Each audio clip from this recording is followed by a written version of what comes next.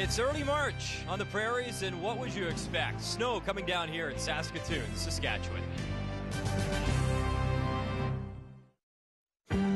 It began in Napanee at the Canadian Juniors. Jocelyn Peterman's women's team brought home gold for Alberta. The following day, Brendan Botcher's men's team did the same, winning gold for Alberta. And last month, Alberta made it 3 for 3.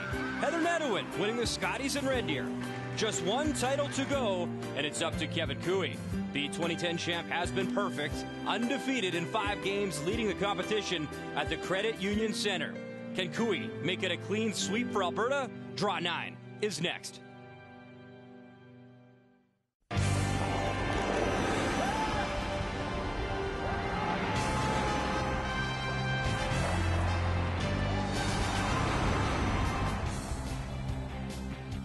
It's Tuesday morning and day 4 of the Tim Hortons Brier here in Saskatoon, Saskatchewan, as fans begin to file in here to the Credit Union Center for action this morning. As for last night, a couple of Cooeys, they just kept rolling. Jamie Cooey, what a story he's turning out to be so far this year, Kathy. This is last night against Brad Gushue. What a great angle. So even when Brad Gushue makes some great shots, Jamie Cooey makes better ones.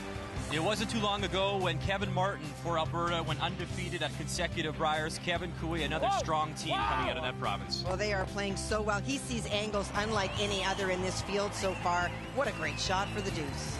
Meantime, last night, Glenn Howard has admitted he hasn't played his best curling yet, but he's still finding a way to get the wins, and he still has that touch, Kathy. Well, he certainly does, and last night we saw the Glenn Howard that we expected to see. What a lovely shot in 11, and he's so excited that he's back in form. Look at that emotion, too. Glenn Howard fired up to be here. His 14th Brier appearance in a win last night. As we check out the standings, Alberta, perfect still at 5-0. Yukon, Northwest Territories at 4-1. Ontario at 4-1. And maybe the big surprise so far, Newfoundland and Labrador, though, at 1-4, and now in a must-win situation. Good morning, glad you're with us for our coverage of the Tim Hortons Brier. Brian Mudryk joined by Kathy Gauthier. We expected a Cooey to be at the top of the leaderboard. How about Jamie Cooey? What a great story from the Yukon Northwest Territories. And then, of course, brother Kevin. He won it all back in 2010, the Brier Championship, the World Championship, and this team continues to roll. They really seem to have figured out the ice, Kathy. Well, they really have. Unlike any of the other teams in the field, they are comfortable out here. They're not fighting the ice. They're not fighting rocks and stones, and the results are showing. Last night, the shot that we showed was a great example, but these guys, big pluses, huge numbers on the board. They are letting teams score the fewest number of points. What a great combination.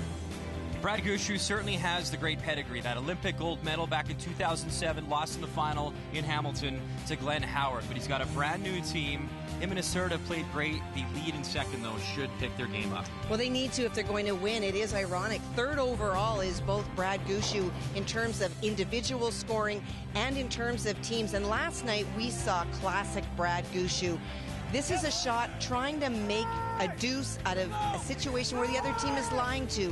Plays finesse way to tap one stone. Watch, he's got to move that other yellow stone back to bring 2 into play. And he does. That's vintage Gushue, and we need to see more of that.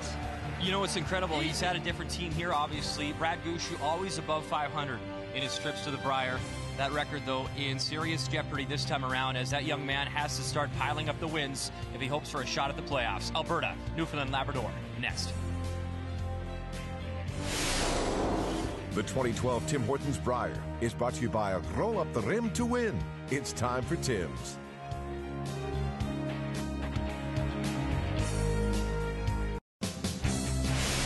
The 2012 Tim Hortons Brier is brought to you by Ford, official automotive partner of the Canadian Curling Association. By M&M Meat Shops, hundreds of meal ideas, one aisle. And by Sponge Towels, paper towels. Nothing absorbs like it. Here's the action on the ice this morning at the Credit Union Center. Jamie Murphy, Nova Scotia, after rattling off 3 straight wins, now at 3-2, he'll take on Manitoba. Northern Ontario and Brad Jacobs will take on Jim Cotter, who's heating up as well. He's at 3-2. Had a great day yesterday. New Brunswick, PEI, of course, still looking for their first victory. And our feature matchup this morning, Team Alberta at 5-0, a must-win for Newfoundland and Labrador. And Brad Gushue, his team from the Valley Haley Country Club in St. John's as they prepare for a big game this morning here in Saskatoon. It's time to meet the teams. It's brought to you by Ford. Drive one. Hi, I'm Kevin Cooley, skip of Team Alberta. Our lead is Nolan Thiessen, second Carter Rycroft, third Pat Simmons, and we curl out of the Glencoe Curling Club in Calgary. Hi, I'm Brad Gushue from Team Newfoundland Labrador. Our lead is Jeff Walker, our second is Adam Casey, our third is Ryan Fry, and we play out of the Valley Haley Golf and Curling Club in St. John's, Newfoundland.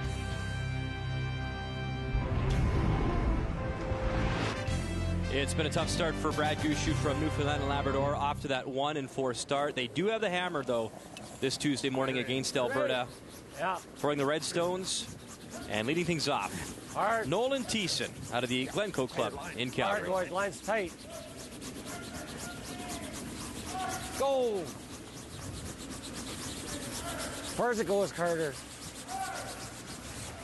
As Nolan starts things off with the high guard, Kath, we always talk about the magic number, and usually that 7-4 situation, you need those 7 wins if you're hoping to get something. And obviously with 4 losses already, this is a huge day for Brad Gushue and his team. Well, it is, and here's one of the keys to success for Team Newfoundland Labrador. It is one of the front-end players. You saw his numbers overall that aren't that awful at 83%, but it's where he is in the standings. And when we look at plus minuses, it's how he's holding his own against his fellow competitors. 10th overall, he's playing Nolan, who is 3rd overall, and so the edge on this and most every other level today goes to Alberta. So need a big performance out of the front end, and that rock sliding deep early is an example of what's happened a lot of times this week to Brad Gushue. The front end has not set up the situation well, and he's been scrambling. Jeff Walker Stone settling back 12, and now Nolan Thiessen. Really hard, guys. Hard!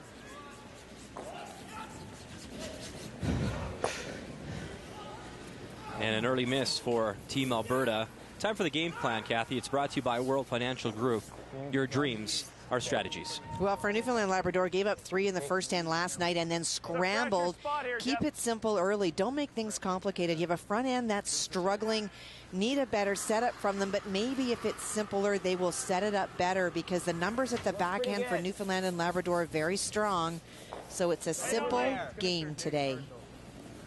Don't think we're there. No line. Gotta dig. T. This one's really going to come down, guys. Just Hard, you got to go. It's hard T-line. Hard, not T-line. Go. Hard. Really hard. Hard, virgin go. Virgin go. Really hard. Virgin go. Hard, hard, hard, hard. Okay. Well, for Alberta, it's a little bit different because they've been such a front runner. It is easy to lose your focus when you start to get up a lot, and it's first thing in the morning. You're starting to get fatigued. Need to stay in the game early in this game if they can get a hold of that mojo that they've got going on and get on top of this Newfoundland Labrador team, who is very much aware of the standings, Brian, very much aware that they need to win. That will really help. And here's a great player. It's off Carter first amongst all seconds. Really setting his team up good all the time. Great brushing there to get it by that guard. Take. Greg, this one. I'll make sure it's high.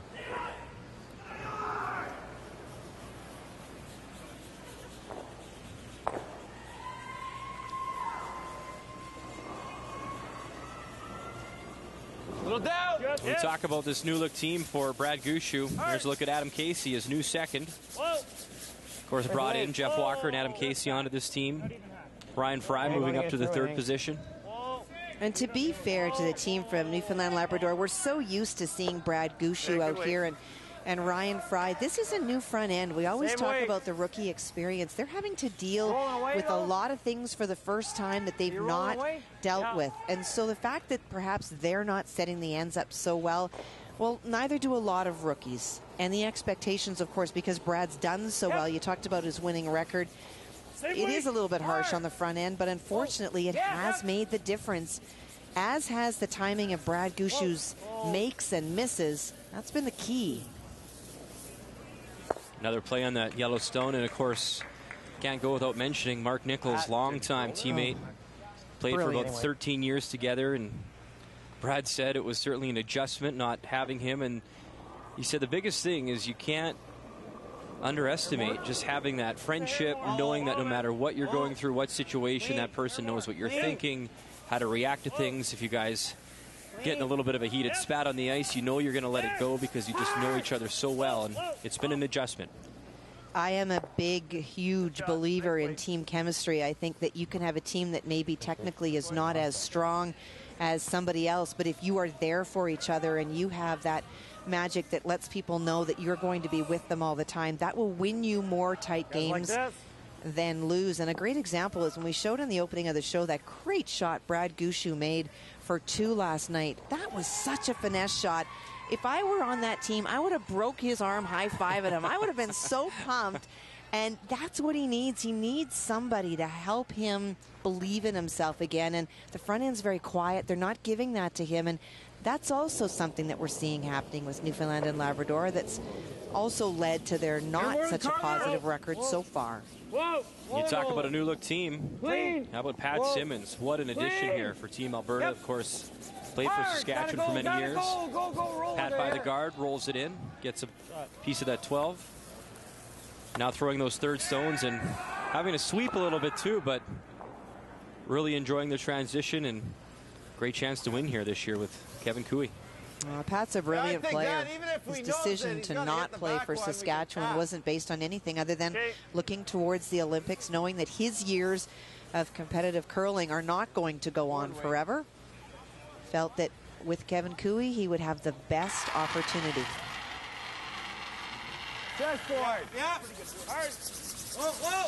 This is the one spot in this match today where the edge goes to Newfoundland Labrador. It is Ryan Fry that leads all thirds in percentages. Okay, that's my fault.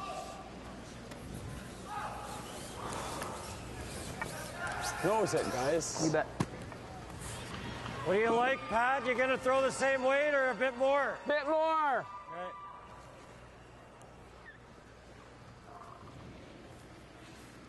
No indication that it's not gonna curl, so it could be a little more. Yeah, mine moved here. Pat's very, very positive, always thinking on the pro side. You'll hear a lot of talk between Kevin and Pat today. Kevin always looking for how things may not turn out well, which is really important. You have to think about what happens when you make the shot or don't make the shot, but Pat's always putting positive thoughts in his head before he throws. Shooter sticks around, back 12.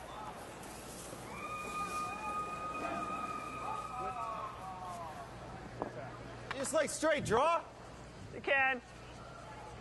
I was just thinking, if you're high, you might be able to split them, but okay. I like the tap, I think. I don't like the tap at all. What am I throwing? You'll be throwing yourself, I would say, about 75. Talking about split times, you heard him say, what am I throwing? So because Ryan comes out really hard with a push, his times will be faster, or 75 versus Brad might throw at 9, might throw an 85.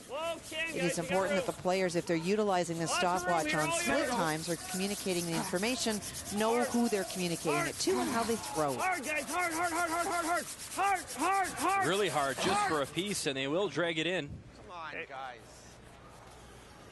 Lost his handle a little bit. Yeah, just weight came right out of it. Had no handle coming in.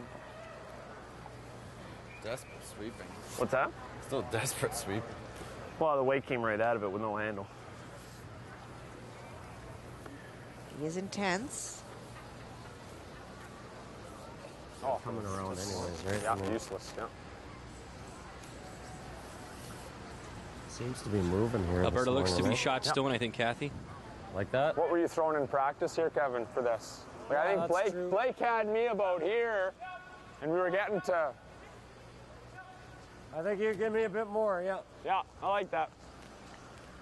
Well, you're right. I think for sure that stone at the back is the shot. They also know that if they hit and roll off that top one, Brad Gushue's going around anyways, and so they want to beat him to it. It must be a hair heavier going this way still. Like no one's really swept up these paths. Shot stone? Yeah. Like that was a 14-5. They got a top 12. and we're getting 14.5 to the button. Yeah. So we're off all the way. All the way, yeah. So I mean, if you threw what you threw to the button and we sweep a little bit, like we can be full 8. I think I can be a bit positive. You be a little hair more positive than what you threw draw to the button. You will hear a lot of communication between Carter specifically and Kevin when he goes to throw. Carter's a huge factor on this team, not only where his shot making, but the kinds of positive thinking and information that he shares. Whoa, good catch. Go, line up, be good. Go. Carter. Top 4. Go. Okay, you gotta finish it. Whoa, from that. Go. Now. Go.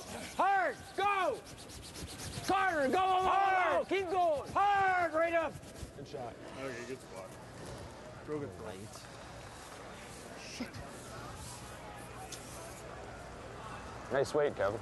Yeah, just took good throw. Yeah, well, we had to take max ice there. You can't be messing with the guard. Good shot. I like the tap. Okay.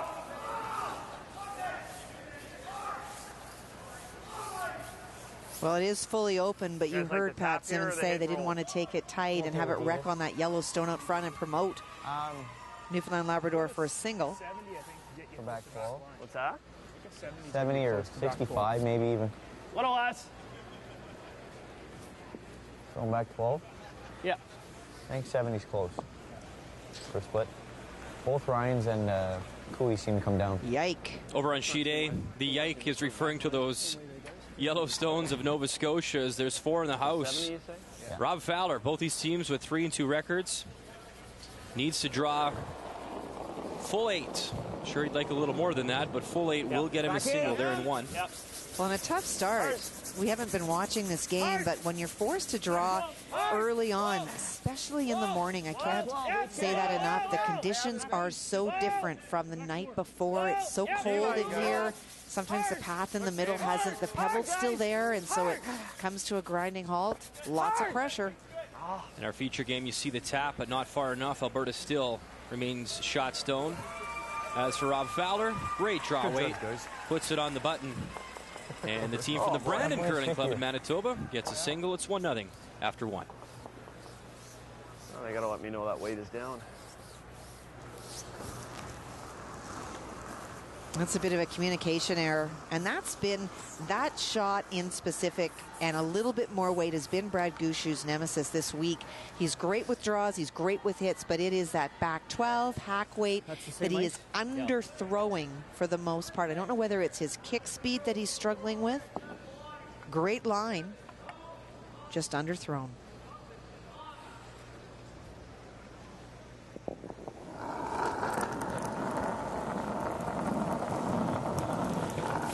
over. 2.5. Oh, don't Line's jump. good. 2. It's clean. Clean it. Just clean. Line's good. Clean. He's playing the guard now. Just clean. Clean. Clean to stop. Just clean. Little bit. Yep. Little bit. No, yeah. Yep. Good. And you already see Ryan Fry, before that rock even stopped, eyeing up the run back.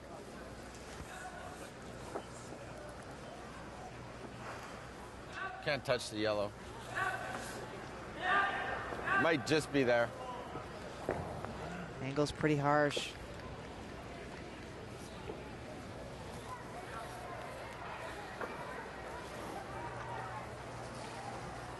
Can we get enough to, do you think it'll swing in enough to bump that?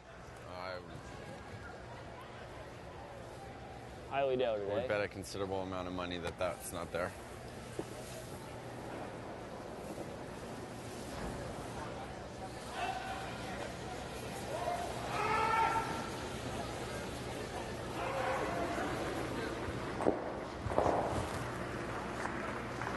So I think that's all you got.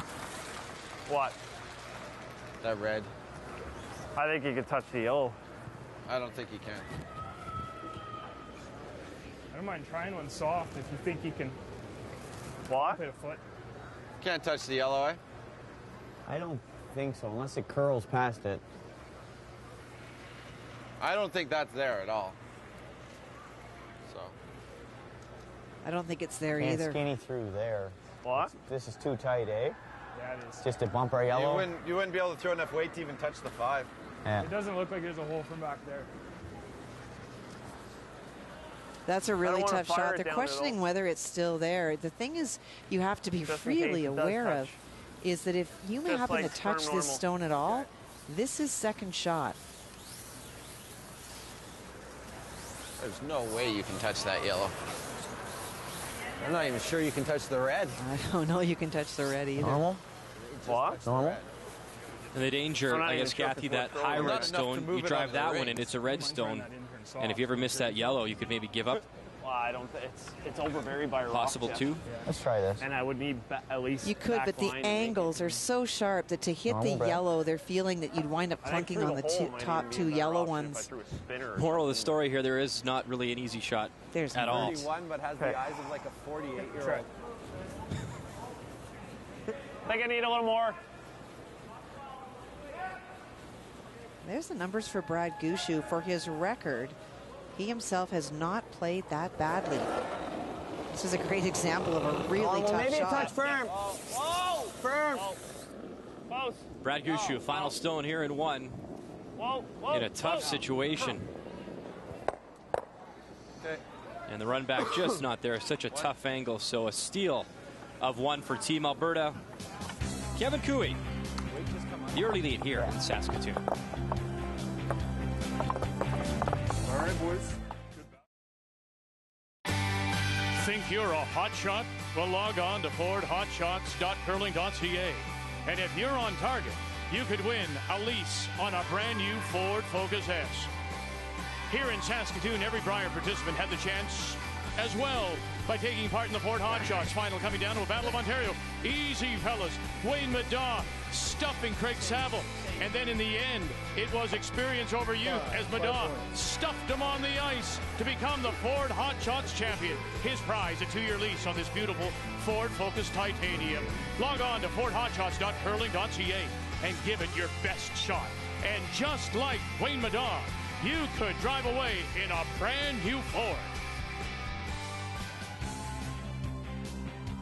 You saw the updates earlier in the broadcast. It was Rob Fowler who drew in against Ford to pick up his single. So Manitoba leading Nova Scotia 1-0 in their match. Both teams coming in with 3-2 records. A blank in the first as BC, Jim Cotter retains the hammer against Brad Jacobs in Northern Ontario. So they're tied up at zeros. And there you see the 2 on the board for New Brunswick as they scored 2 with hammer the first to lead PEI 2-0 as Mike Goody still looking for his first win at this year's Tim Hortons Brier in Saskatoon. We're at the Credit Union Center. Brian Mutcher, Kathy Gauthier with you on this Tuesday morning.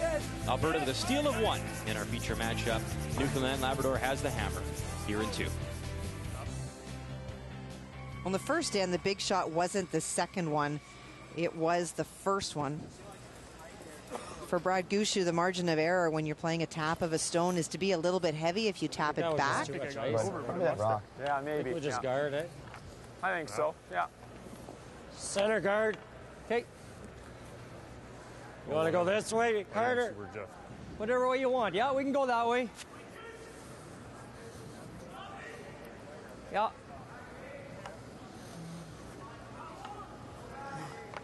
Kathy, talk about coming in on a roll when you look at this Alberta team. Obviously, coming out of very tough province, beat Kevin Martin. Not too tight, not too tight. En route to getting there, and there was a lot of talk, of course, when they were in Halifax. 2 only. And Yeah, Kevin Martin fine. wasn't there. He was busy winning that Olympic gold medal for Just Canada. clean. Whoa, whoa, whoa, whoa. You could say some of the media saying there was an asterisk around it, but he beat Kevin Martin in this year's provincials and then went on to win the provincial final as well. And they trailed once in 49 ends of curling at the provincial playdowns. And what they do as well is they steal big time. They led the field considerably with 10. Well, after that first end, they stole another one.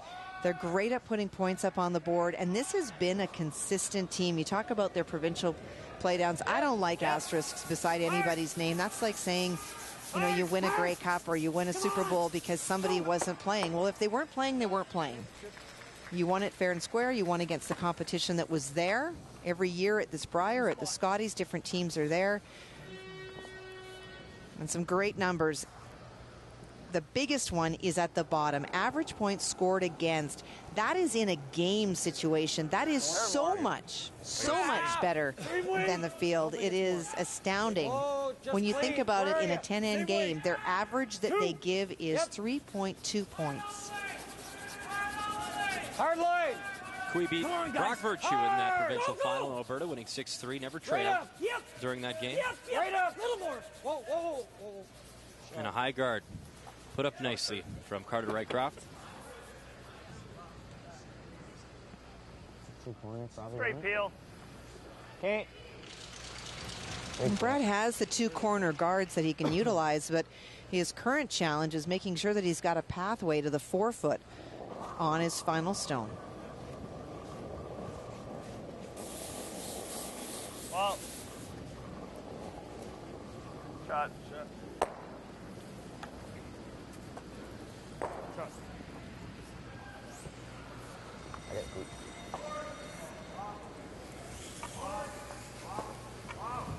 Probably the same as last night to T-line here. Real quick, eh? Yeah.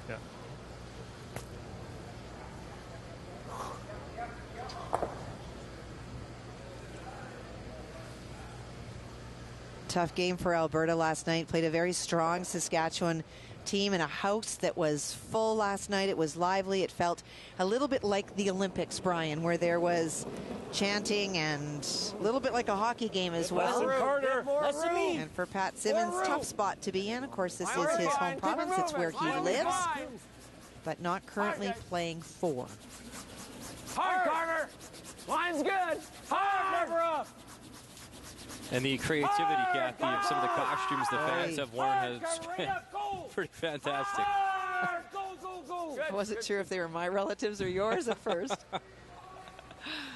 Probably mine. Oh, they had so much fun last night. Big green support. It felt like a Rider game, which is awesome for the players.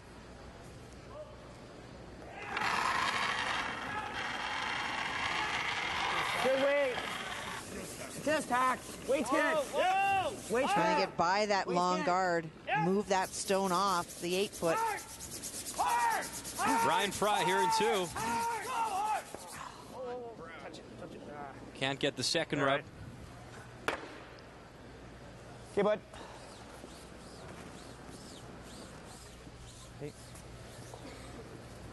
Just a couple feet more weight, I think. I'll give you the same ice. So that's the same path? I think so. Okay.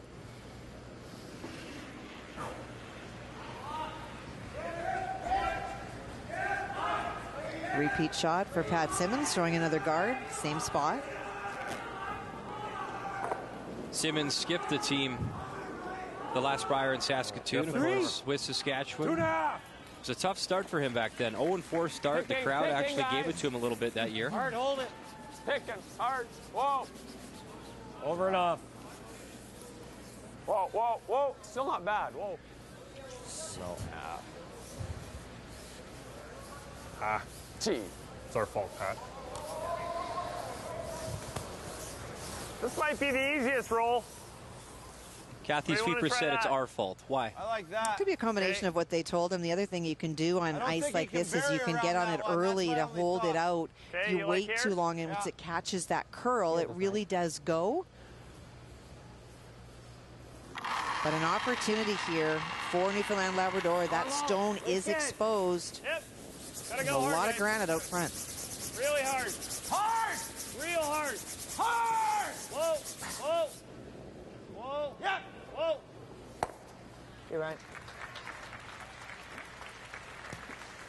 Over on Sheet B, live look now, Northern Ontario, the Redstones, BC, the Yellowstones. Oh, for sure. As you can see probably a quarter. Brad Jacobs counting one for sure. And Jim Cotter looks to be playing a double for a possible, I don't know, Kathy, maybe three, depending on if there's that jam on that Redstone back 8. We'll see how that plays out as Jim Cotter throws his final stone here in 2. Close. Yep. Had a great battle back game against Manitoba yesterday. Oh, dear. Well, he didn't. Swatsky with a bit of a spill there. I don't think he burnt anything. I don't believe he did either. I hope he's all right. One for sure. And as they look, they're saying the one yellow for sure for BC, having a peek if it's two. Hopefully Rick Skwatsky's okay. Well, they're patting him on the back and having some fun, so. Probably the pride hurting more than the body right now. A lovely finesse shot to get through that hole. That stone was a lot more buried. Tried to roll it right over. So there's the stone, very similar to the Jill Officer fall at the Scotties. It's a challenge when you have a closed stance. That was a good stop, he drop, had a great and roll. job of keeping his feet up and avoiding the house rocks. He did one of those fire commercials. Wow. Unless he buries around this one. And it is tough when you have a closed stance. That means that your forward-moving shoulder towards the skip is turned in, and so your peripheral vision is just not there. If you're not cognizant of where those guards are, that's what's happened. And so more and more we're seeing people fall. Unfortunately for Rick, that likely will make the Sports Center not so top 10. And they're measuring right now on sheet B. We'll get you up to date as soon as we find out. That is a little light. Top 8, top 4. Weight's good, weight's good, weight's good. Weight's pretty good. Whoa, needs a curl. Top 4. Whoa, guys. Top 8, top 4. Leave it top 8, full 8. Get ready. Whoa. Whoa. Yep. Whoa, whoa, whoa, whoa, whoa. Good weight by Brad. The challenge just is that this half of the sheet does not break. Good weight.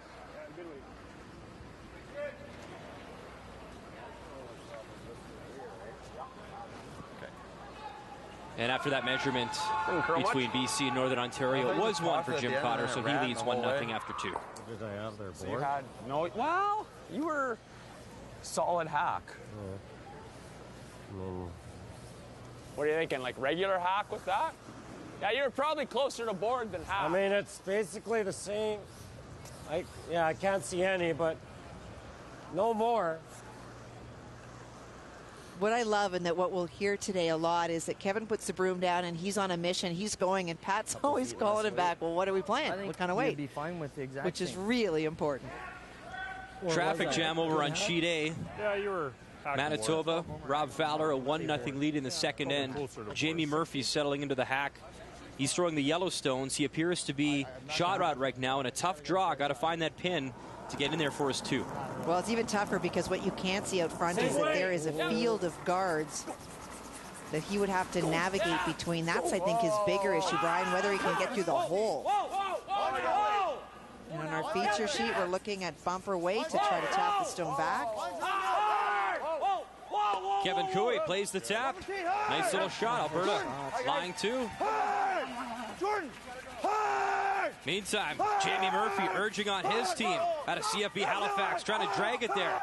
Get his 2. Wow. What a great scrub. Great shot. The hand came up. That is a great shot. Give him the deuce. Exact same throw. So a 2-1 advantage after 2 for Nova Scotia. 78. Well, and back here, it's a little bit of a deja vu for Brad. Gushue needs to draw. Last time, they just did not get the finish. We've seen a couple of games. Last night's game was on this sheet D, and on this half of the sheet, they do not curl as much as on the other side. Looks like it's sliding, guys. Brad Gushue, final stone. T-line. Here in 2, drawing against a couple Alberta counters. Needs that Tim Hortons button. Now Brad Gushue needs the brakes. And it slides too far. So that's back-to-back single steals for Cooey in Alberta. Frustration for the former Olympic champ.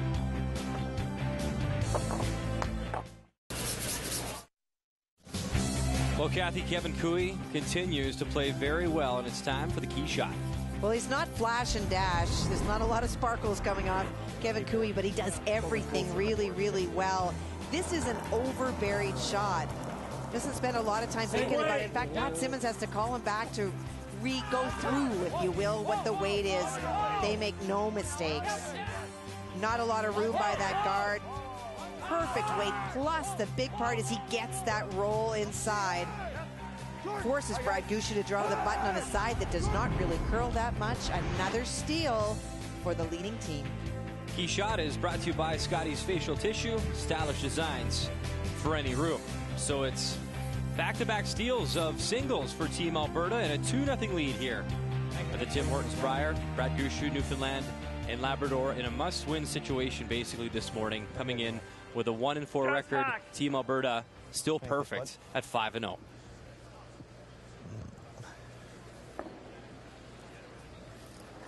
And it's tough. Brad Gushue is doing what he needs to do in throwing corner guards. He has just not been able to utilize them in any of the ends so far.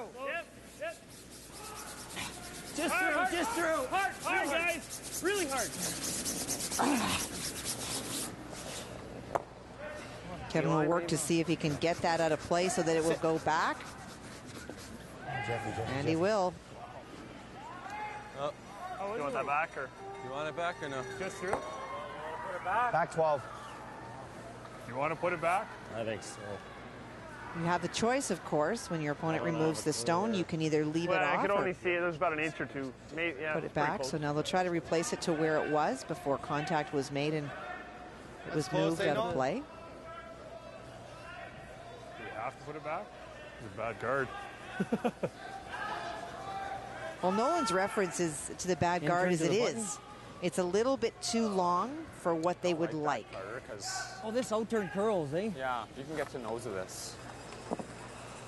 Make sure we got lots of room by the guard. I think you can get here, right? Yeah, okay.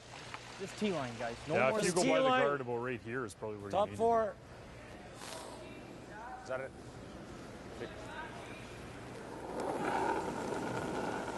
Carter Rycroft, so much experience. Whoa, whoa, whoa. Silver Olympic medalist when he played with 70 Kevin Martin. off. 70 off. Nolan, we got way too much room. 7. Right off, really right off, right off. 7, Yep, really good. yep. They said it breaks hard, and there it goes. Oh, wow, that's not a break. That's a bad pick. No.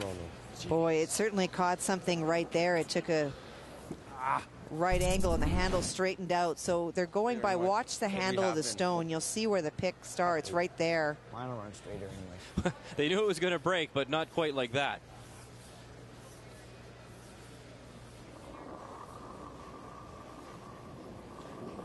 Close. Just hack. Yep. Hard. Whoa. Close. Whoa. Whoa. Whoa. Yep. Whoa. Whoa. Whoa. Whoa. Whoa. No. Whoa. Watch the roll, Jeff. Roll, Jeff. Follow the roll. No. Whoa, No. whoa, whoa, whoa. No. Sit. Okay, good shot.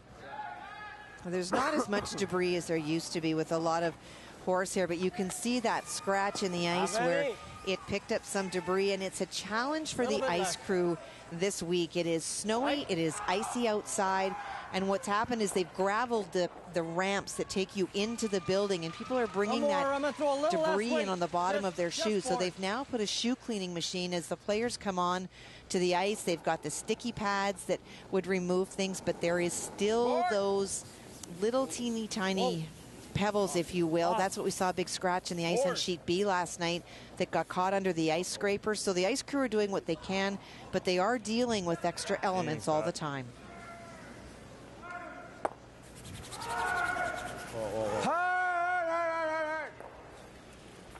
A miscue from Carter just touches that stone over, and so for Newfoundland Labrador, they've got some guards up, they've got a stone in there, great chance to create the deuce. 8-5 for me, Jeff. 8-5. And we talk about the weather conditions, Kathy. If I missed out on a bit of winter in Toronto, I sure got it now in Saskatoon here in early March. It is a crazy day outside today. Heavy snowfall coming down. Vic must be so happy. Well, he was threatening Linda that she's going to have to go in the fifth end break to clean off the car. I think they thought more that she would leave and go back to the sunny climates of Vancouver. Oh, then roll. Looks real heavy. No. Just 8 foot. Really got to dig. Right there. Really got to dig. Mine's good. Whoa, never. No, you don't need it. Sit a You don't little. need it. That's the finish. Watch right now that we heard them talking about before. As soon as you get to the center line, it will walk sideways. That's the fan side, the side where the seats are, if you will. The other side, closer to sheet C, there's very little movement. And there's that side that we just talked about where there is that huge movement once you get to the center line. What am I giving you here for speed, guys? You throwing the draw yet? Well, I threw that, like that guard would have been at 3 last end probably, right? So 5, 6 feet more than that? Yeah.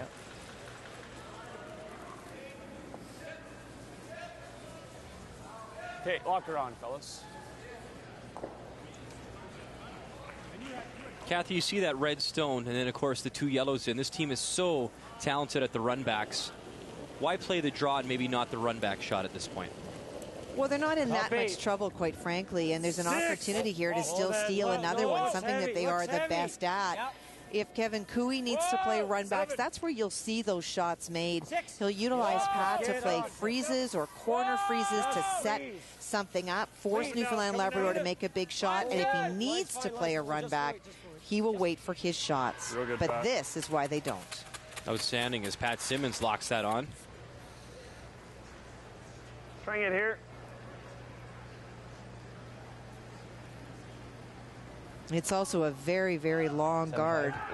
Was one of the questions about whether they even put it back when it was removed on lead stones, because it is so long. It actually works against them if they do need to make a run back. Top 12. Top 12. Yes. 22K. Hard. Hard. Hard. Big push from Casey and Walker, and once again, they can't save it.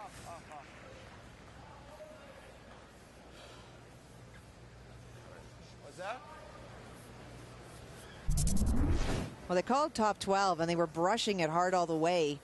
It's just when it gets towards that line, it breaks very, very fast. Great brushing. Yeah, that's the other call, I guess. Those are the 2 calls. Probably this, I guess. Yeah. Or freeze. It's just, if you over curl it here, right, and he makes this, true. What are you going to do? Like, yeah, I agree, yeah. I mean, you have to freeze out here. You got to make sure you're out here. Which is tough, real tough. I like the hit. I don't think this is awful. Yeah. Could play the intern. Well, we know that intern. Kevin, can we play that intern? 2 options for Alberta. Yeah. And the reason they're playing the kid is you have to be absolutely perfect when you place a stone here so that there would be a jam onto this stone. And the reason they say it's so tough, and it is because to place the stones there, we've seen them. When you play this out turn, it finishes so hard that it's tough to make it to stay on the side of the line. So it's about eliminating one of Brad Gushue's stones that he, oh dear. Not again. Picked right out of his hand. 2 tough breaks for Alberta in this end. Of course, Carter Rycrofts and now Pat Simmons. Live look over on Sheet B now, Northern Ontario, British Columbia. And there you see a whole bunch of yellow in the house. Final stone here on the way for Brad Jacobs. Needs 4 foot for his single, but at least 8 foot would cut them down. Looks here. Looks like a ton of weight. If you go there, you get... T-line.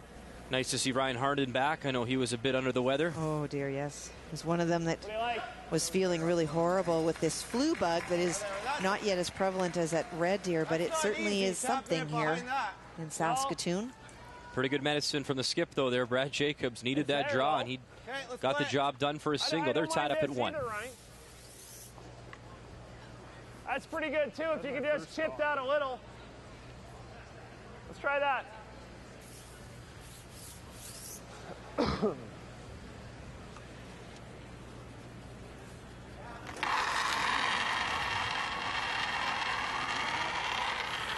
Back 14. Back 8. Back 4. So opportunity because of Pat Simmons' stone for Ryan Fry. Real hard. T. Real hard. Just T-line, Brad. Whoa. Yep. Stay on it hard. Hard. Whoa. Hard. He's really hooking those. Whoa. Off. I heard Brad say he's really hooking those. He's getting some movement to his stones. They will curl much more. And it wasn't a pick for Pat Simmons. We'll watch the stone. Yeah, originally, Kathy, watch the red light. right there, and that means that he hogged the rock. It actually didn't pick anything. There's sensors, of course, on these rocks. You'll notice they light up green when it's a great stone and it's released in enough time, and it flashes red when the stone is hogged. I don't think he has that draw still. I like the out. Okay. Of course, Kathy, technology's come a long way, too. I remember the days when they'd actually have officials that have to sit right along the line and call those. And one that comes to mind, one year Randy Furby was at Worlds, and I believe he had 1 or 2 called against him and was furious with the calls because obviously there can be human error, and it depends on the official there during that time. Well, and, you know, in fairness to the officials on those, they're calling it based on what they've seen. And obviously most curlers would say that they didn't go over, and I think that the technology is the single best advancement in curling. It takes all the human error out. I've been the victim of what I thought was a bad call. Teams I've been on at Canadians have had rocks pulled that we didn't think should have been pulled. This takes all of that second guessing out, and it's very clean. There's no argument. Good control.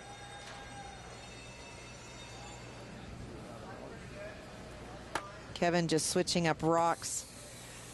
The players have the opportunity to run the rocks the first couple of days, and they obviously do some scouting and they do some matching and practices. And if there is a rock that curls more than others, sometimes skips like to have them that are mismatched. They want to know that one will finish more than another. And so he's going to be utilizing a stone that in this particular case would be straighter.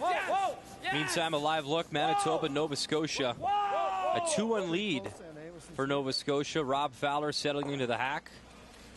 And he's throwing the red stones. He has a draw for 2. He needs to find that 4-foot. Great story, too, Rob, coming out of Brandon. And the first team to do that in about 25 years, when the last man to do it out of Brandon was his father, Brian Fowler, who's the coach for this team this year. Keep an eye on it, Some other great Westman teams, Dwayne Edwards, Mel Logan have won over the years, but not from Brandon. Line's great, just T-line, just T-line, T-line. Whoa, Derek, right off. Maybe. Needs full 4. Nice shot, Robbie. As Alan Liburn I like that. says, good shot, and it stops in time. There's the 2, so Manitoba back on top after 3. How does he hit it wrong, though? That's the thing, right? How far can you roll this one? What? How far can you roll this one? What do you mean? Can we hit and roll under? Well, you hit and roll under, he still can get at this pretty easy. You'd have to make this, get it just enough under. I'm just thinking he's got to be. The only other thing he's got to be half careful with playing this. What's that? He's got to be half careful playing that. How, though? I guess you're right. I don't know how he really hurts himself. Yeah, because there's no way we can ever double it. No. Just guard it. Hitting it is probably the smartest call. If what? I said hitting it is probably the smartest call. Right in the nose is probably best. Yeah. Who cares about the back? I don't think it's coming Well, is right in the nose under. better, or do you try and roll it to right there? Yeah. And set that up. I don't think you want to roll that far. Maybe. I think he might just play this, though. That's fine if he misses. in. I think a hair under, and if we get or to who here... knows, he might set this up. It still might set up a double into it. Never know. I think we try and roll right to there. Or right to here. That's not bad. Not much wrong with the nose, though. Like, nope. He probably doesn't he run it. still might just run it in. He might, but then we'll have a run for 2 or 3. Whatever you like, Brad. I'm okay with that. I like nose. Nose is okay. We got some options here. We kind of in a bad position here as is, so. Board? Okay. So what am I playing for? It's a little hit and roll. Well, it's interesting. For Brad Gushue lying shot, his bigger concern is what it is that his opponent will do, and they're worried about this stone right here. That's the stone that they know that Kevin Cooey will try to run back, and then how do they get it out if they do that? And so it's protecting against that. They talked about guarding, but you hate to guard when you have last rock, and then if he does make it, you have no way in. So what they've elected to do is to hit the stone at the top and roll a little bit to the right as we looked at that. That would act as a little bit of a protection. And what Brad feels is that if it doesn't roll far, he's going to have a run. If it turns out that on the in-turn side, Kevin Cooey makes the run in his shot, he'll have something off the stone he's throwing right now to run into the mix. Brad Gushue wanted that little roll. I just touched this one a hair when I was sweeping that one. I don't think it did anything. Right in between. It's risky for him to try, but.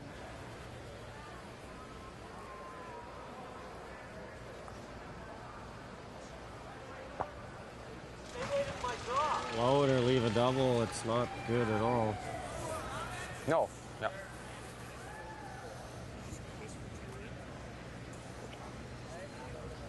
Hit and roll for 2, yeah. Regard the hole? I think so. What? He doesn't have a really easy draw right now. Oh, he might be playing this anyways. That's probably his easiest, yeah. I don't really like moving that, do you guys? No. I mean, it's not an easy draw, you're right. Maybe we just peel this out. Just peel it out. Or you, yeah.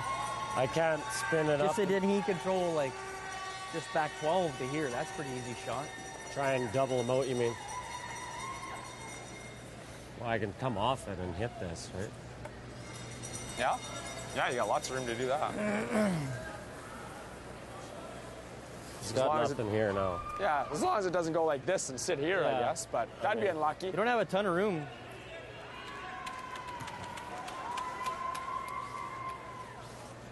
Wow, it's worth a try. Let's roll, guys. That anyways, I'm just thinking that you could peel this one out. The back one. Just the back one. Just, if you rip that one out, it makes that shot at least a little tougher. Carter. What? What are you saying? Rip the back one out. Why? I think that is his easiest. Do you ever touch our red? He gets even if I peel this, he's still playing that. I think that's easier. What is ripping the back right one now? out? I think this is his easiest shot, maybe though. Just to throw like a backline or hack at this one, right? I mean, if I ever hit this, this is going nowhere, is it? His draw is probably to come to our red and spin off. Let's pick something. Oh, no, he's probably got lots of room to make this in. He's either playing like Carter says he's playing this. Or, yeah, like I think that's his easiest shot. This is his easiest shot if we don't do anything with this. Right.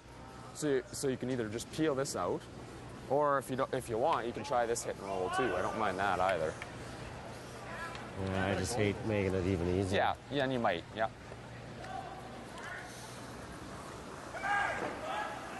That was a long discussion, Kathy. But a really good one, because you're wanting to make sure that you don't give your opponent the easy shot. Here, whatever you like. Right now, they feel that what Brad Gushue has is the draw this way to get his second point. He cannot play the other turn, and that turn is a really difficult shot. So now they're trying to figure out. This was one of the shots that they thought, and I agree. No, let's try the double. I got lots of room. That he's going to. That is probably Brad Gushue's easiest one. So you remove this so that Brad Gushue can't play the hit and roll. Paramore. If he's able to hit and roll, he plays the double. He takes away the stone in the wings. He takes the backing away, and he may even pop up for second shot. Almost negative ice with this in-turn call. Whoa! Bangs his own, gets the yellow as well. And now the draw left for Brad Gushue. A bit harder. I was hoping to hit it a little bit thinner, and so that it would get action to spin up. So if it hits the rock a little thinner, it's hitting this one a little bit higher, and the redstone would actually move up towards the 4-foot. I'm always amazed, Kathy, with the ice these guys can take. Almost negative ice, and they throw it so hard, yet so accurate. He throws it very hard, very well. And this is a very tough draw. They really felt that he would play the in-turn to try to get to the 4-foot. Brad is trying again with the out-turn side, remembering the huge finish as the weight comes off with this turn. So after Alberta steals in 1, and another steal of a single in 2, final stone here in 3 for Brad Gushue. Chance to tie things up. Casey Walker got to drag it, get it by that redstone. Can't afford to tap, got to get it by. And it's not to be. Just a single for Newfoundland and Labrador. Definitely not quicker there. As Kevin Cooey finally has the hammer here in Saskatoon on this Tuesday morning.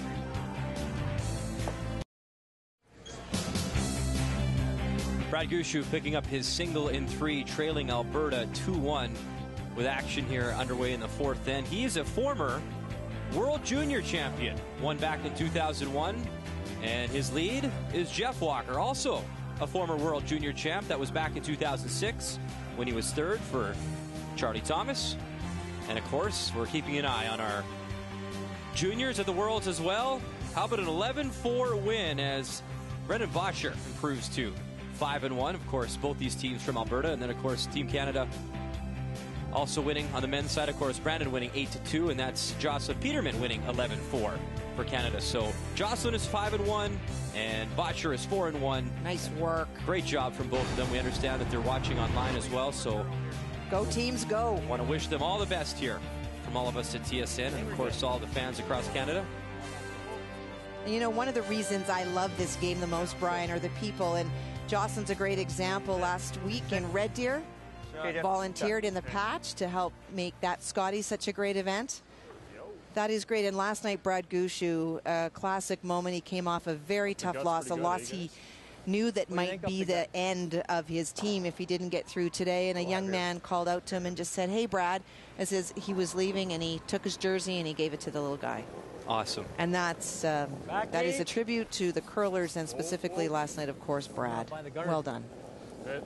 And of course, Peterman, Bottcher, both from Alberta. We talked off the top of the show. We had that nice opening with Heather Nedwin also winning. So it's been a great run this year all around for Alberta teams. Yep. Go, Carter. Yep. Go, go, go, go, go, go, go, go, go, go, go.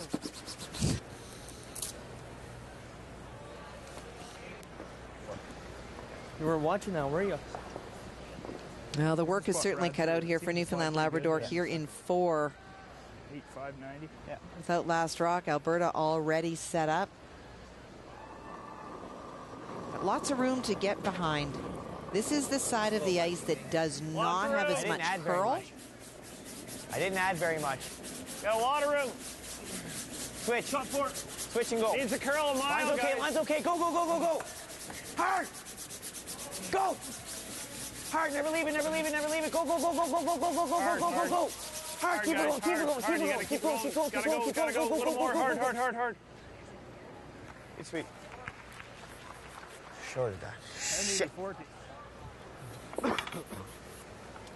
Yeah. Nose is okay.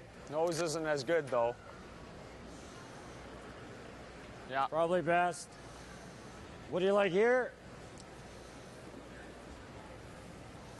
I like board. We can hold You this just don't want to roll spot just a into bit. it, right? Good board, good board. For Carter, it's not a decision about the shot. They're just talking about the weight. And one of the things that we keep talking about is how comfortable this Alberta team is with the ice. We have heard a lot of skips be uncertain about where to put the broom and what the different kind of weights do. Not so much for this team. Hard, Kevin. Carter Rycroft, they hit and roll. Alberta lying 3 with hammer here in 4. Lovely shot, great weight. Kathy, so many great teams out of Alberta. And of course, we're used to having them come out of Edmonton, but Cooey actually the first Calgary team to win a trip to the Brier since Eddie Lukowicz back in 1994. Now, the guys do practice and train sometimes out of the Saville Sports Center, but they're out of the Glencoe Cub in Calgary. Whoa, whoa, whoa, whoa. Okay, good throw. Trying to get the big roll. Managed to roll a little bit back, but not quite far enough. You gonna throw a bit less? Sure. Sure. Just a bit. If I roll way over, is that better? Yeah. Better than better. No, this is best. Yeah, I know, but nosing's no good. Nose is no good.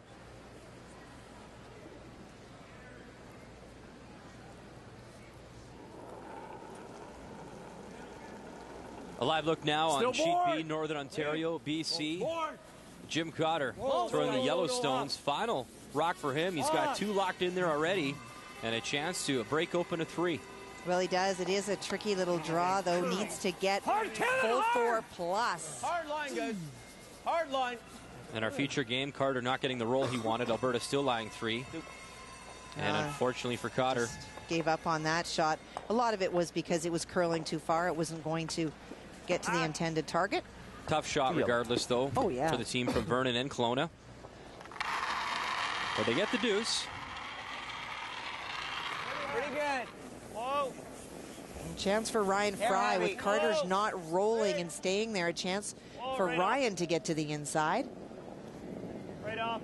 Right off. Any roll? Right off. Right off. Can't roll. Okay. Shot, Ryan.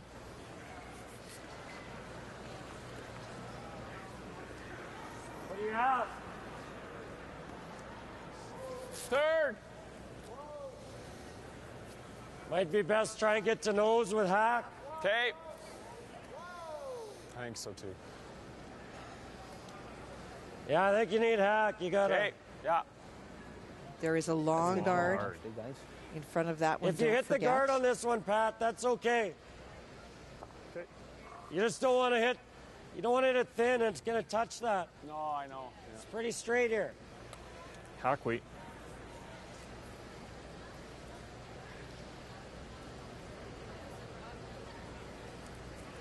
Pat's adjusted so well, not only to this team, but to the third position. Sometimes when you've skipped for a long time and then you change to play another position, it's really difficult to let go of the wanting to control or call things.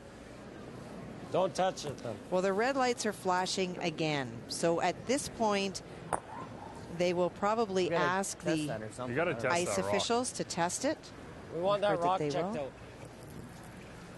So they will call for the officials, and you watch this time. We want that rock tested. And see where Pat lets go. Well, if his finger may have just lingered, though. It may have. And what they can do is check it. What, great overhead?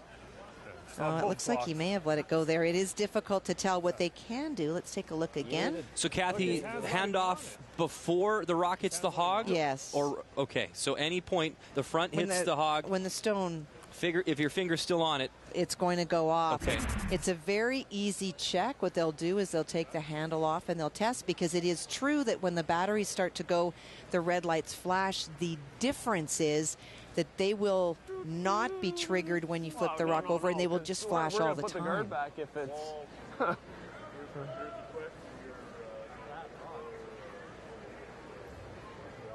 And so they will wait now.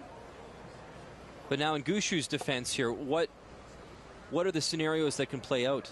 Well, what he's waiting for is if it was a rock, as we wait, Jamie Barassa is making his way down now. Okay. If, in fact, it was a hogged rock and that it's red, then it would get taken off.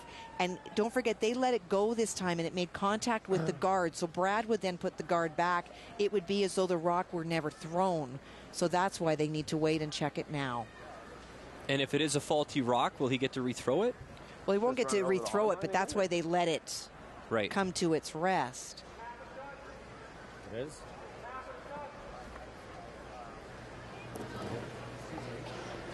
No, I didn't. That's working. I said it. Ran it like. Okay, so it was a hogline violation.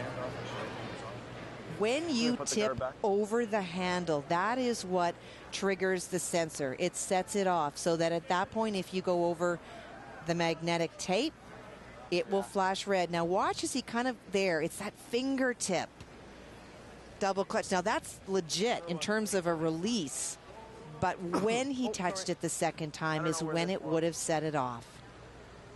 And it's hard to tell as well, Kathy, and hopefully maybe we can find out from ice level if that indeed was the same rock. Because that looks like more than a third there now. It would have been. Because sometimes, so as you saw Kevin Cooey, he had a rock that he wanted to play, but it was a different kind of shot, so he switched his rock last minute. He said it was the same because Pat said it's that rock, and Jamie's just proven it is not. So there's the release one more time. I don't think he can see that much, guys. His finger is still touching the back of that stone. Pat, come in the house here. I think you. I don't.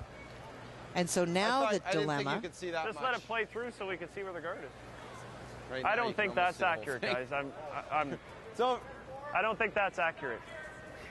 Hey. Look, Pat's telling you to move it over. The challenge with the official now I think it was about is to put the guard where it was before it made contact. Thanks, Pat's trying to judge because he sat in the hack to throw it. So we'll take a look one more time. We won.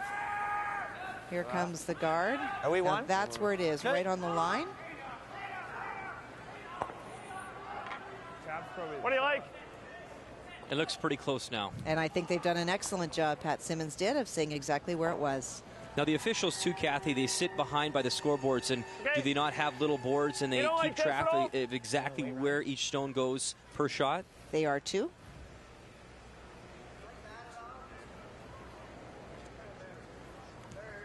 It's close for second shot. I don't like it as much if we're... Who's what? How deep do you want to go? I can't hear you guys. How deep do you want to go? Back four? Who's shot? There's a shot? lot of This yelling is up shot and down. for sure, you don't and know it's who's close second? for second. Like real close, or you think it's us? I think it's really close. I think it's a measure. And that's what we're talking about, Brian. This is behind every sheet, and they do this not so much for situations like that, but we saw the Sawatsky fall, for example, on BC, and if you have a big splat that happens on the sheet, and now you're trying to replace 4, 5, 6 stones, that's your best way of trying to put it back as accurately as it was. So after a delay, time to focus back now and regroup as Ryan Fry Little quiet. delivering Heavy his board, stone here in 4. Heavy board. Whoa. Alberta 2-1 lead with Hammer. Hard. Whoa. Hard. Hard. Hard. Hard. No roll. No roll. Fry rolls behind cover. Real good. And Newfoundland Labrador lying 1. At the guard, it was splitting the center line there for a second. I know. You see Blake you talking to can't- the then official. he's I don't just think coming Alberta's right happy in with again. Pat's rock. Look now over on sheet A between Manitoba, Nova Scotia. Manitoba a 3-2 lead. There you see Jamie Murphy What do you have of this? came out red hot at this year's Tim Hortons Brier, winning his first 3. Has dropped 2 in a row now. Enough to make this. And a chance to answer back here, taking on Jim Cotter. Hit the guard, but boy, This draw You need to go a up phone. 4-3. A third, 6th third. Okay. Or else we go here. And they'll bring it in nicely. Little tap on his own yellow stone. So there's the deuce. This is good. And Nova Scotia up 4-3 after 4. It's, you got to get by that fairly tight, Pat. Yeah, I like know. not huge, just here. Okay.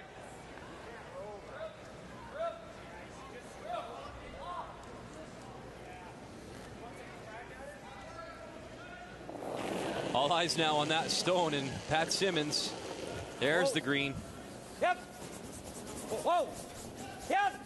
Hard. Whoa. Off. Yes. Hard. Just right sneaks up. it by that guard, runs the yellow back. Get it, Kevin. Go. Wow.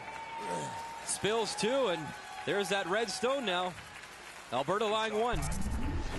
Well, he only got 1 this end because of the hogged rock, but what a great throw. Gets by the front. Makes that double, and more importantly, picks off the shot stone at the back.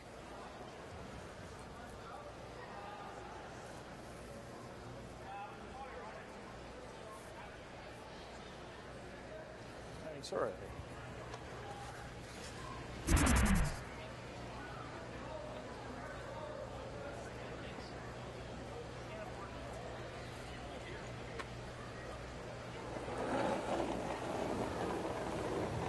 Pretty good weight.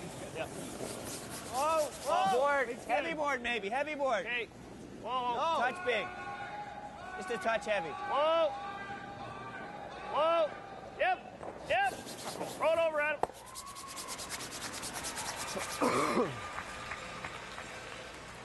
A little heavy, eh? A little bit. That's good. Shot. Probably better Successfully than splits the probably house. plays a draw with the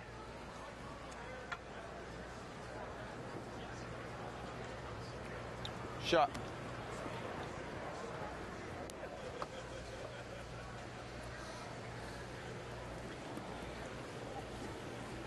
I think worthy of mention too, Kathy. Great job that last stone by Pat Simmons with the problem with the hog rock coming back and resettling and then making a great shot to just put that behind him. Very strong mentally is Pat. You like to hit and roll behind the guard? I don't mind the hit and roll behind the guard. Your call isn't terrible either. But, but mine's better. I don't mind this.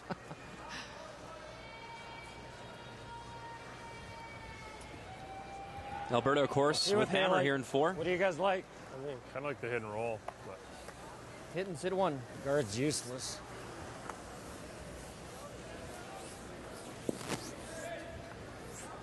Playing.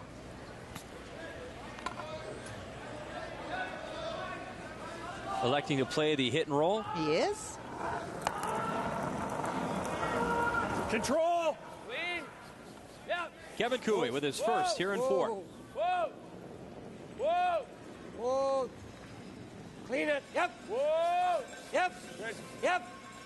Hits it on the nose. Alberta shot stone.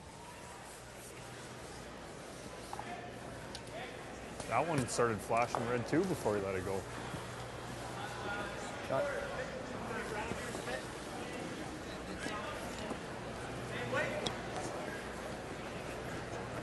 What's that? I don't know.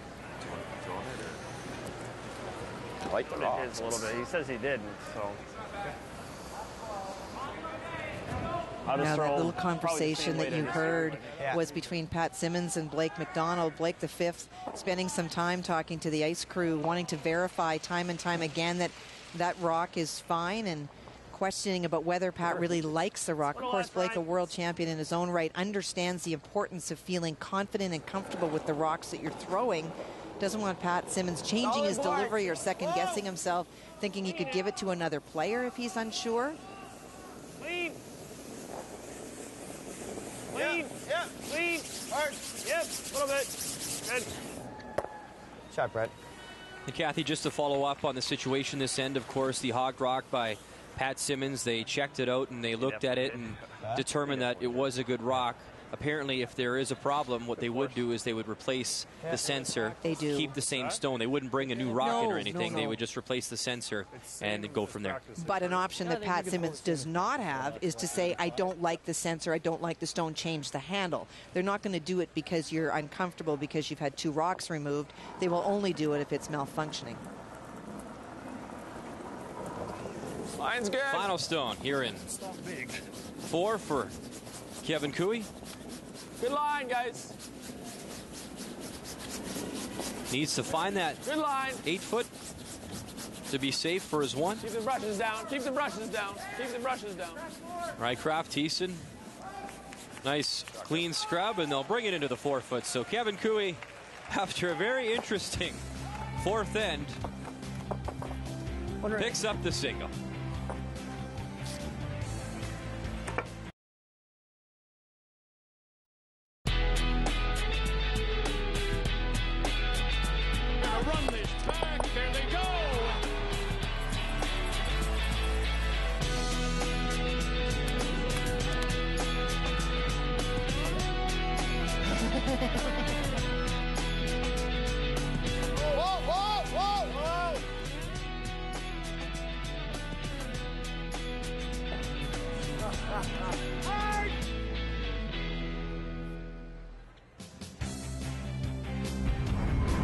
It's been a fun, awesome week so far here in Saskatoon. Update now, 5th end, Sheet A, Manitoba, Nova Scotia. Final stone here for Rob Fowler. Comes into the end, throwing at 69%, but a chance here to hit for 2, Kathy. Well, and he's playing the hit for 2. He is shot, but there is no way to draw in for the second point, and so that's why the hit selection's made. Keep coming.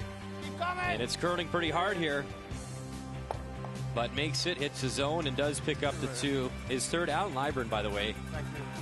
Pretty impressive, 95% this morning. Manitoba leading 5-4.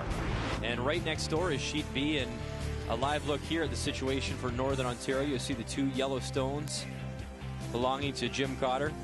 And final one on the way now from Brad Jacobs. Looks to be playing the Out-turn, double.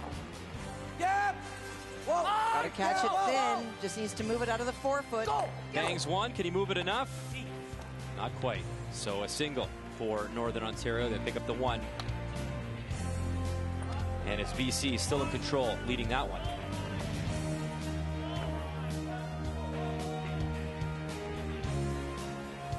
Jim Cotter playing some great curling here. Remember that battle back that he had yesterday taking on Manitoba? He was down by 3 and stole a bunch in that game to pick up a victory, improving now to 3-2 and looking to get to 4-2 as well. As for our feature game, it was Alberta. Kevin Cooey trying in for that single and 4. He leads 3-1. And what an end that was, Kathy. A little bit of controversy as well. Really impressed, though, with the way Pat Simmons handled it. He's had a couple of hog stones in this game, and we looked at the replays, and indeed it looked like it was in the stone. They tested it out. Just Pat letting that finger linger maybe a little bit too long. And it's, you know, for Pat, I don't know when the last time is that he's had a rock pulled, never mind 2 in one game. And so it does start to play with your head, and you do wonder if maybe there is an issue with the rock. So more than legitimate to ask that it be tested. There's a look at the house between New Brunswick and PEI in the 5th end. PEI with the yellow stones, and you see Mike Goody has one there, already counting 1. And this team from the Charlottetown Curling Club, Kathy, trying to pick up their first win here in Saskatoon. Well, he's got a chance for 3 if he can get just to the inside. Makes the tap, and a nice shot. Looks good enough for 3.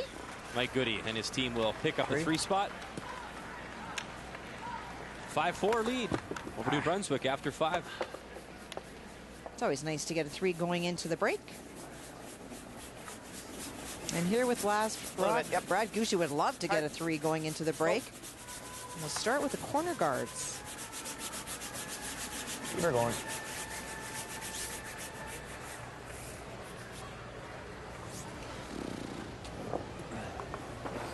Now, in case you're wondering at home, because so much delay last end involving the rock and whether it went back and where it goes, all of the time for that, the clocks would have been stopped. That is not something that either team has to bear when there is an issue like that. It's called an official timeout. Yep. Clean. Clean. Clean? Yeah. Whoa. Clean. Pat Simmons not quite hearing him. makes the peel. It's not quite hearing him. And it is pretty wide open. Now that they can peel guards, they are doing that. So Kevin Cooey, very comfortable with the score, the lead in this game. Yeah, probably. And really, Kathy, the first time this game that we've seen a pretty open end. There's been a lot of rocks in play right from the get-go. No, you got to be tight, guys. It's got to be tight.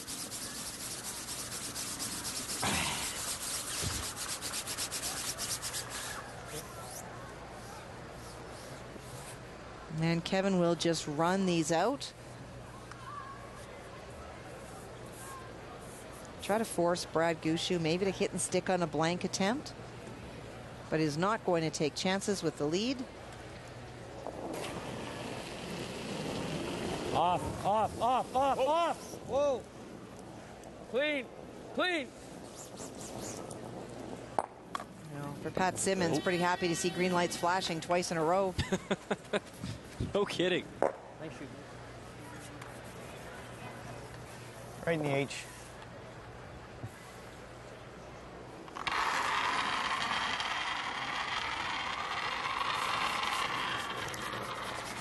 I think we can go a little bit. I'm good.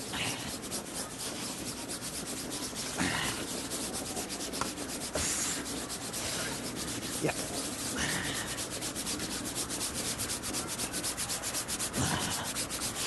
Good.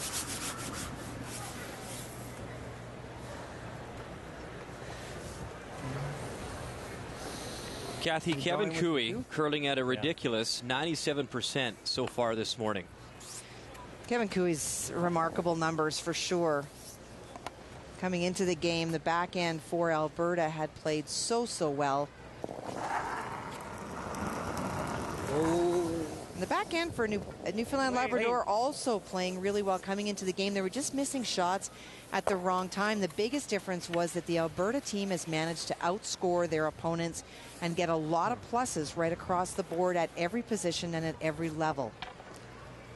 Eddie Wernick was once, Kathy, at 90% his average for the entire week. And there's obviously lots of curling to go, but that man, Kevin Koe, you just saw, 8-5, 9.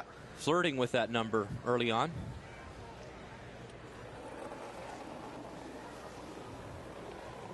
Brad Gushue. Pretty good. Has the hammer here in 5, his first. And it has not been a great day so far for Brad Gushue, reminding you that in the first end, he really didn't have a shot on his last shot by the time he came to throw. And so those things also build into the numbers and can make it look a little bit harsher than it is. And it was a backhand battle as we came into today's games for Newfoundland Labrador. Talked about Ryan Fry being first overall today at 75%, but still out shooting Pat Simmons, remembering that he's got zeros for those 2 hogline violations. But at the skip levels, wow. Third coming in at 81. That's not bad, but today it has been a struggle for Brad Gushue, and 97% for Kevin Koe. This team's going to be tough to derail. Cooey's final stone on the way there, and he'll make it go away, and that'll set up the blank here for Brad Gushue in 5.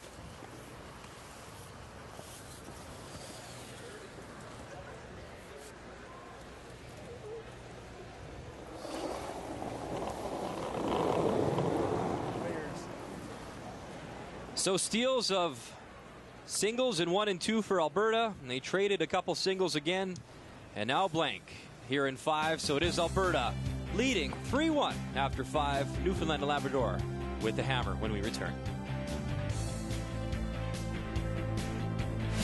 The 2012 Tim Hortons Brier is brought to you by World Financial Group. Proud to be a sponsor of the Season of Champions. Your dreams, our strategies.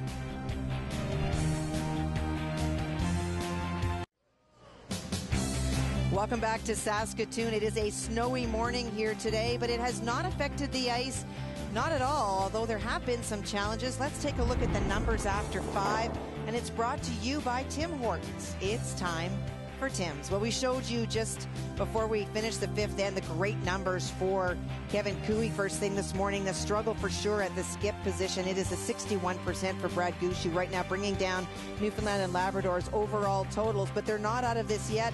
Interesting dilemma this morning with all those hogged rocks for Pat Simmons. Unusual, and he is with Brian. Kathy, thank you very much. Pat, you've been playing this game for a long, long time. Do you remember a case in a game where not 1 but 2 hog rocks for you? No, I don't think that's ever happened to me. It's a first for everything, I guess, but hopefully we won't set any new records. Guilty as charged, do you think, or do you think it was maybe that stone they had a look at it? Yeah, I'm always close.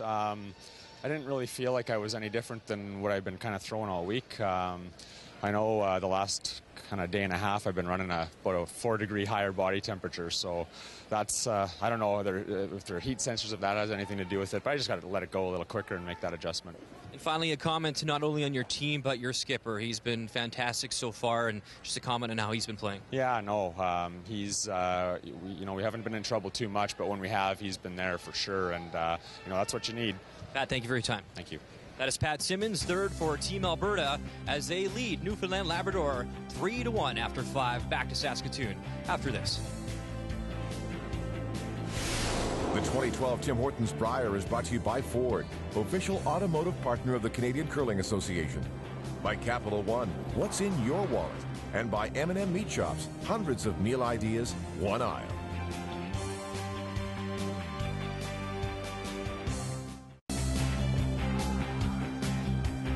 Brian Mudrick, Kathy Gauthier with you on this Tuesday morning at the Credit Union Center. Our feature game, Newfoundland and Labrador against Team Alberta in a blank in 5 as Brad Gushue retains the hammer. And Alberta leading 3-1 with rocks underway here in 6. Yeah, right up, right up. And Kathy, just want to get maybe your feedback. Some interesting remarks from Pat Simmons when I chatted with him. Said his body temperature was actually up a little bit. Obviously, maybe he's not feeling up to 100% as well. It is going through the difference between, and knock on wood, that it stays this way between Red Deer what happened with the teams and what seems to be happening here in Saskatoon is a lot of people are feeling really off, feeling not well, but are still playing. They're not, other than the exception of Craig Saville, who was out for 2 games, but they're still being able to play. You heard Pat's reference to his body temperature being higher and the whole heat sensor thing. I'm not convinced that that would set it off, but it does sort of continue to feed that worry about a flu going through, as we saw in Red Deer. Craig Saville yesterday played in the evening. He got an intravenous in the morning and then another one here in the arena just before he went onto the ice to give him that extra energy, and he played fantastic. So well recovered. Glad to see him back. Doesn't need to curl. Really curling. Wait till there too. Just top 12, Pat. Whoa, whoa, whoa, let her die. Line's good. Wait till there. No. Our boy. Shot. That's a heck of a good throw. Holy. Thing just puts on the old left or the old turn signal and says, I'm going.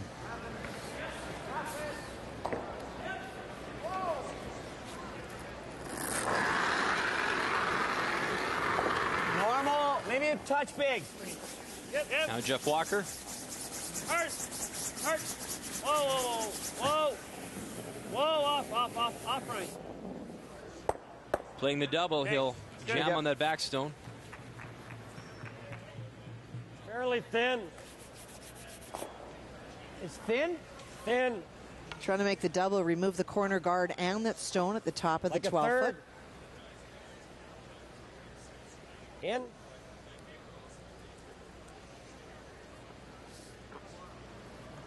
Carter preferring the other turn, and so he's given him the in turn.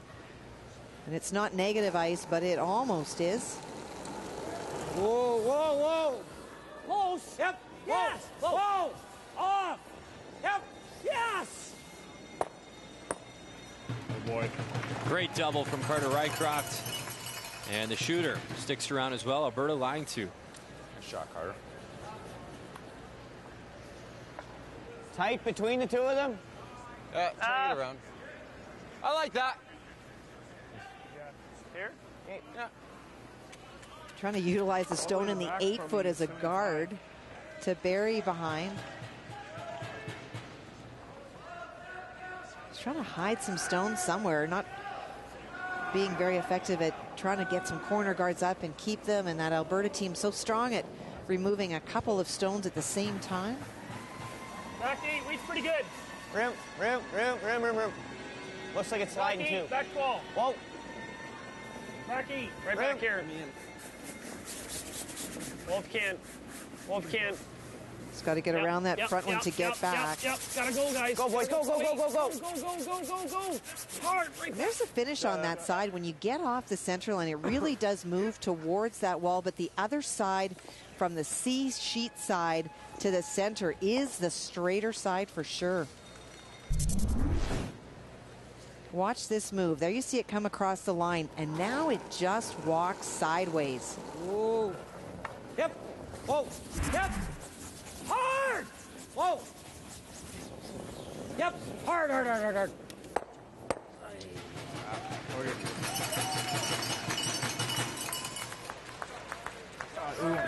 Okay.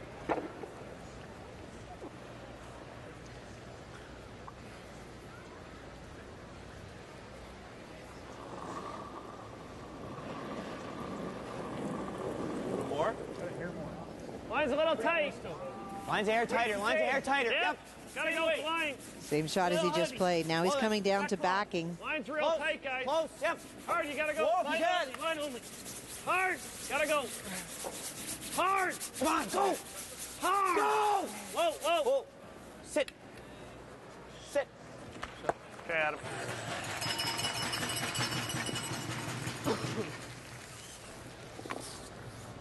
Yeah. Line pretty straight for you? Yeah, dead straight. Nose hit. Nose hit. I mean, I guess.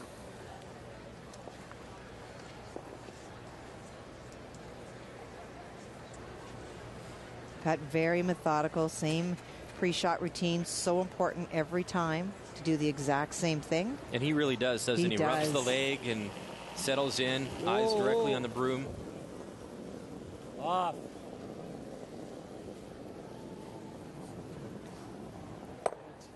just missing the run back pick. Had a chance to chat with fifth Blake McDonald, of course, been to a couple of Briers, one with Hunka out of Alberta back in the day, and of course won that World Championship, Brier Championship with this team. And he admitted to me, you know what, Brian, I hate watching. It is so hard because you want to bring a fifth, obviously, that can play and have experience. And he said, to be honest with you, I don't like watching curling. I want to be out there. I want to play. But what he did say to me, which I thought was really cool, is that it means more to me to be a good friend and to back these guys up on the ice. And that's why I'm here. I want to take care of these guys, and that friendship means a lot. So. Well, and who better? You've got a situation where the team that you won the world with is playing not because they cut you, but because you decided to step away. And he knows the players so well, and he knows what they need when they're maybe too high or too low. And so he's trying to add what he can. And he was the first guy to get over to the officials after they said that Pat Simmons' rock was fine, to really question Jamie to make sure that his team is showing a rock that is fine. I think that's great job. It might be, but you're definitely getting him over, right? Pretty minimal ice he gave me, too. Yeah. Sometimes when you're throwing, you don't know if you're doing something, and Brad's being really clear with him. He's not trying to beat up on Ryan. He's trying to share with him why his rocks are curling more than others and why he's not making the shots perfect. It's because he's getting them over, which means he's helping them towards the target. They're going to curl more when you do that. Interesting, too. Then Ryan immediately questioned the ice that he got. Off. Gotta hit it stick. Yep. Whoa. Pat Simmons. Whoa. Gets one, comes across, spills both yellows. He is such a great player, Brian. And you know what? Mentally, it has to play on you when your stones are removed a couple times. What a lovely throw. You see Alberta now lying 3 over on sheet 8. Live look, Manitoba, Nova Scotia. Tight game all morning long. You see that red stone, shot stone, touching the Tim Hortons button. And that's Jamie Murphy from Nova Scotia. His final stone here, attempting to run it back and remove that red rock. A chance to score here. Bangs it up. He'll get one for sure. Looks like that's all. Didn't get the spin he wanted to get that other red stone out, so it is a single, and a close battle continues. They're tied up at 5 after 6. Better, right? Well, the freeze tapped a little bit on Ryan's second. Or, I mean, mind you, if we pick it now, he can't freeze and get shots. Right? Yeah, true. Yeah, okay. Let's do that then. Yeah, I agree.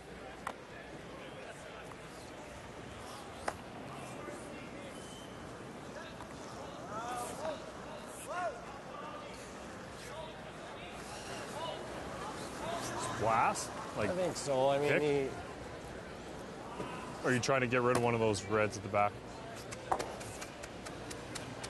he probably tries to freeze on that other one now, eh? He does, yeah. Yeah, if we could... Man, I think we play the nose, Pat. Nose, maybe roll in a hair. Okay. Kathy, it's interesting. We talked about Blake and the dynamic, and I think your reference to it was kind of interesting. You say Chihuahua, but he just has that really intense personality where, you know, he was fired up all the time, and Kevin sometimes said I had to calm him down, and now Pat, he says it's just a 180 of personalities, but just an interesting how you can have different dynamics, but they can both work as long as you manage them. Well, they can as they decide to play the nose on this one. And they do. They were just concerned about what they might freeze to. It's interesting, in talking to Nolan as they came into this, one of their challenges is that Kevin is such a flatliner. He's very non-up and down, which is awesome as a skip. And you talk about Blake because he was so hyper and excitable. Pat wasn't, and one of the challenges they had in the beginning of the year is they had nobody on the team that would get them going. They were playing flat. They were not winning. They were not doing what they wanted and expected to do. So Nolan and Carter decided that it was going to be their job to step up. So they're more vocal than you've heard them in the past, and they're more energizing to the back end, who are so efficient and so effective at what they do, but they needed some life.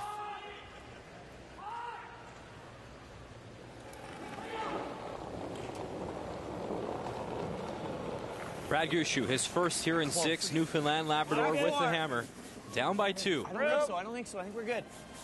Pretty much a must-win situation this morning for Brad Gushue. A 1-4 record coming in. We talked about it, Kathy. All right, guys. in the past pretty much need that 7-4 record to have a chance in the playoffs. Hard! Casey Walker trying to drag it on the face of that red stone. Nice weight. And they get the freeze. Good weight. Good weight. Yeah. On the button, pretty much. And there's a look at some other scores from this morning. BC, Jim Cotter leading Northern Ontario 3-2 after 6. BC with the hammer there. And PEI in search of their first victory this year. Mike Goody and his team leading New Brunswick 5-4 after 6. Now that stone is frozen, but it is not frozen dead on. It is a little off to the side. So with the kind of weight that we know that Kevin Cooey can throw well, we'll hit half and make him go away. Wait, whoa! Maybe another blink.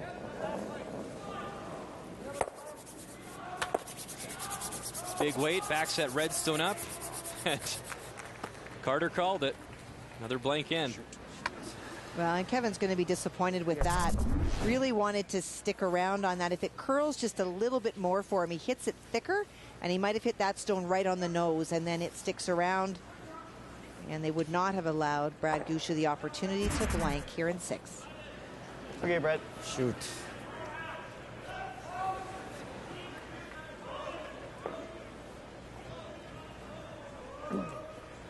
One more. I think it'll curl out here, right? I think it should run pretty straight. I threw a normal out here that didn't come up, Brad.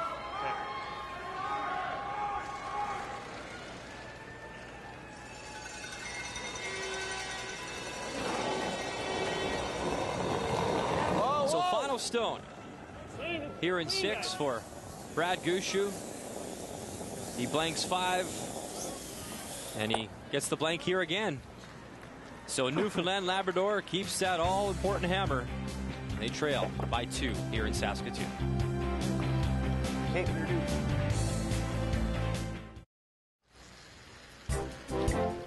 Well, tomorrow night it's the NHL on TSN. Wednesday night hockey, Maple Leafs, Penguins, 7:30 p.m. Eastern time. Of course, Randy Carlyle behind the bench now for Toronto.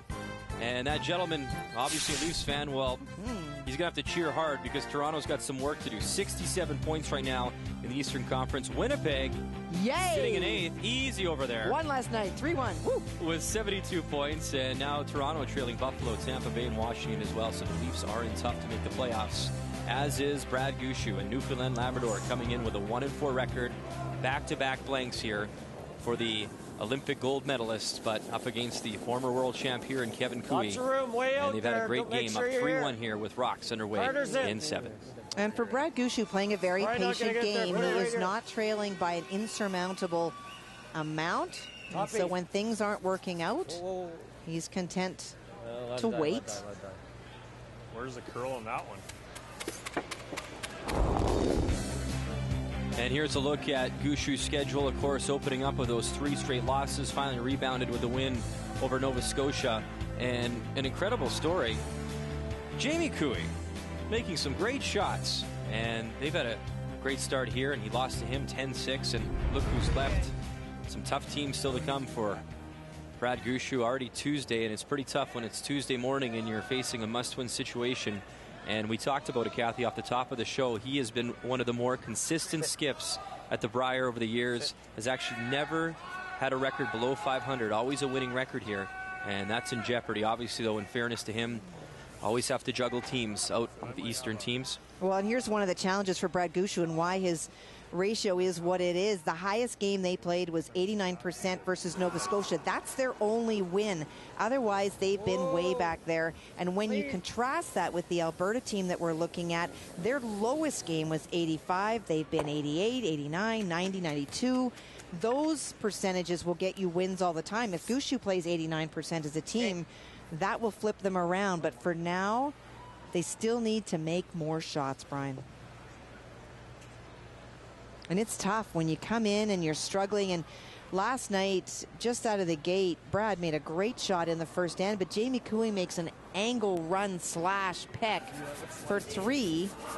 And so it's a combination of, you're making some shots, but your opponents are giving you no chances. Easy. Weight's good. We talked about this new look Newfoundland Labrador team, Adam Casey. Having a good morning, 94% so far. Shut. Must have boosted it a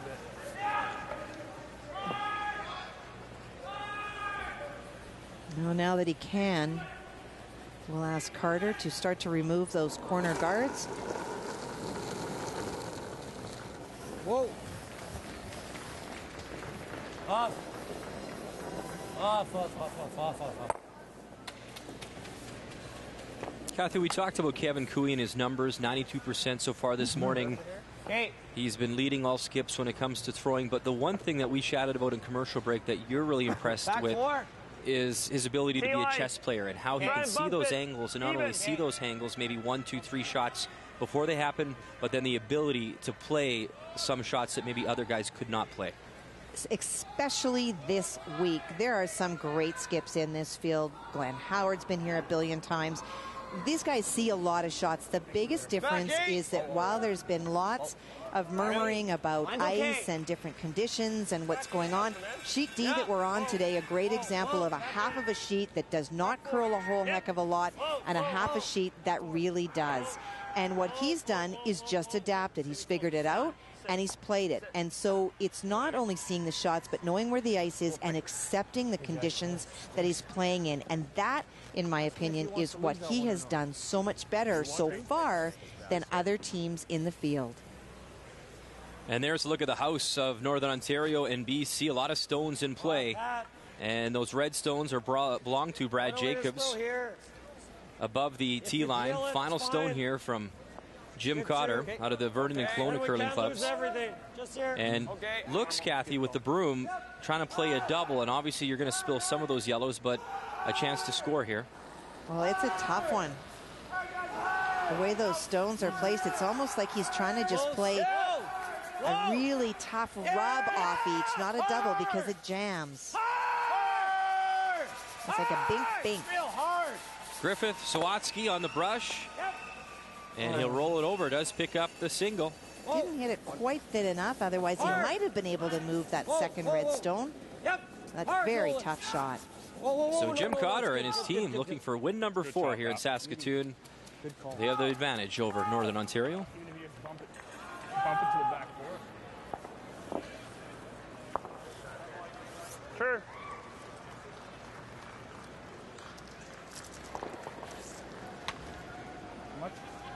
Board. They're playing easy weight with Ryan, trying to utilize that one corner guard.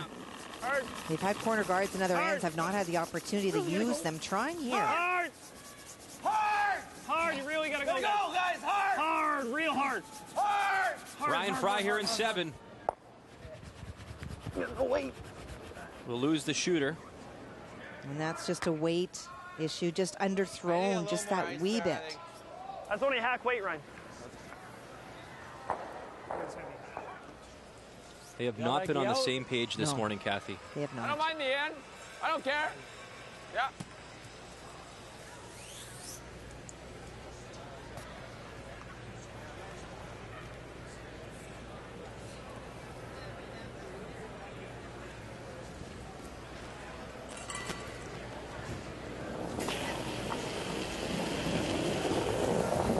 Clean. Whoa.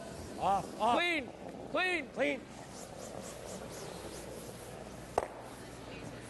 Oh, boy. Good board. It ended up being a better pass.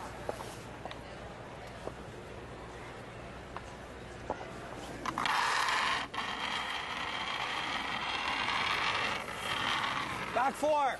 Yep. Back 4, back 8 right now. Okay, we need back 12. Okay, we're pretty good. Wait Yep. Yep. Hard. Get it back here, guys. Line's great. Hard, Jeff. Hard, Jeff. Come on. You're not getting it through. Go. Great shot, Ryan. Lots of separation. It is buried. That makes that run a little bit much more, well, not a little bit, it makes it a lot more difficult. Yeah, it went pretty straight. Just give me a middle of rock. I mean, we could split the rings, but All he'll do is he'll nose one of them, then I got a nose, and he might have a double. Yeah.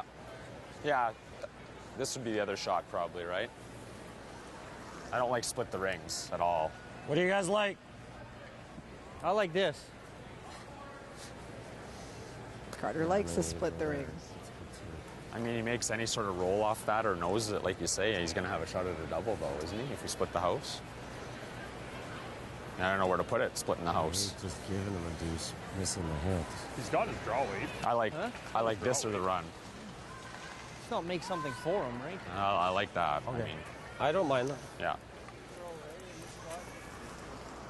And as they discuss things, Sheet A, Manitoba, Nova Scotia tied up at 5. Nolan. And it looks to be a tough little tap for 4. Just got to get through the yellow guard and the red guard up there, avoid the jam, and a chance for Rob Fowler to break this game open against Nova Scotia. Well, he sure does. And for Rob from the hack, you can see all of that shot, but he does need to get to the inside. You heard Alan right away. They said it was more weight than he wanted to throw. Time that one? Important to avoid the jam. You see the curl, though. It starts to break now. Chance for the 4. Avoid the jam. Hit it on the nose. And a great shot for the team from Brandon. You bet it was a good end, says Rob. Takes the 4 and a commanding lead now over Nova Scotia as Team Manitoba looks to improve to 4-2. You talked about how good that last shot was of Ryan's. It went deep. That's a tough run, and so Kevin Couey knows that if he doesn't make the run, Brad Gushue will draw the other side of the house for 2, so they elect to come down to the face of that stone. Lovely throw. Freeze it. Shot, Kev. Sweep him. Thanks. Had calm demeanor. You wouldn't know if he just flashed one by or just made an outstanding double. You know, that makes a great skip. Must be so proud of his children. There's Fred Couey this morning, watching his son. We saw him last week with Carrie. Good morning, Fred. Welcome. Hi, How are Fred. ya? He's great. He's always more than willing to talk to us when he's coaching with Carrie. Jamie's having such a great week. And, of course, Kevin is as well. How about the Couey brothers? Jamie at 4-1. This afternoon he has Quebec, and then he has PEI.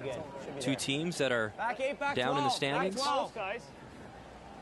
Line only. Clean it. A lot of weight. No. Well then. He's made a lot of really good shots this week, Jamie has. And if you're wondering, the brothers go head-to-head tomorrow morning. I cannot wait.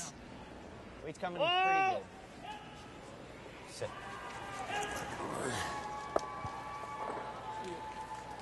Shot, Brad. Alberta still shot stone. They are.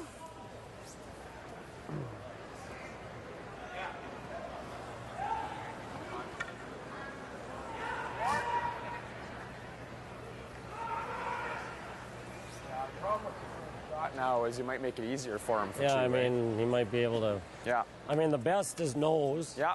And save that. Yeah. I mean, let's not get cute with it, but I think we throw it hard, eh? Yeah, I like hard, yeah.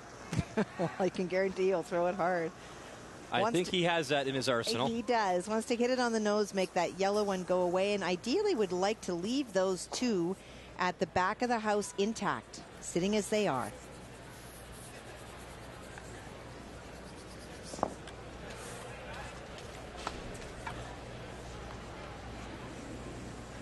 If you're an angles person, you might be wondering why he's not playing just off nose, because both yellows can go, but you probably lose your shooter and you create the opportunity for the blank again, and he does not want that. 7th end, final stone. Kevin Couey without hammer. Picks the yellow back. Alberta lies 2. Lovely throw.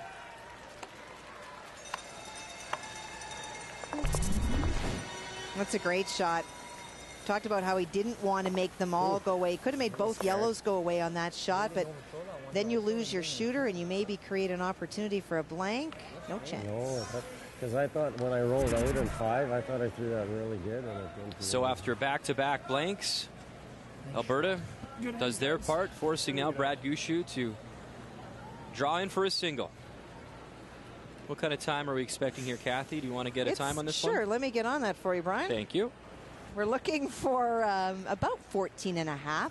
It has been very consistent. The curlers have not had a lot of issue with speed as much as where to put the broom. So when you talk the split times, Kathy, just for the viewers at home, I want to give them a bit of a lesson. When Brad will push out, we'll hit the clock right at the back tee? No. Or where do we hit it then? What we're talking about is the hog to hog, because what happens is you could have 3 different people throw, and if you time from back line to hog, it really does depend very much on what you know of your player, whether they kick out and pull back. So you get different reads. Hog to hog is the same for everybody, no matter how you throw it. I got a 396 on his push off there. Okay, now that would be similar to what you or I would throw. Ooh, that's a 15. Gotta go, guys. So they got a sweep. Casey and Walker. Come on, Duffy, go, go, go. And that thing hits the brakes and hits it hard. Are you kidding me? Frustration. The numbers show that he was a little bit light. No carry in that path. And unfortunately for Brad Gushue, that could be the Brier and his chances at the playoffs. A steal for Alberta.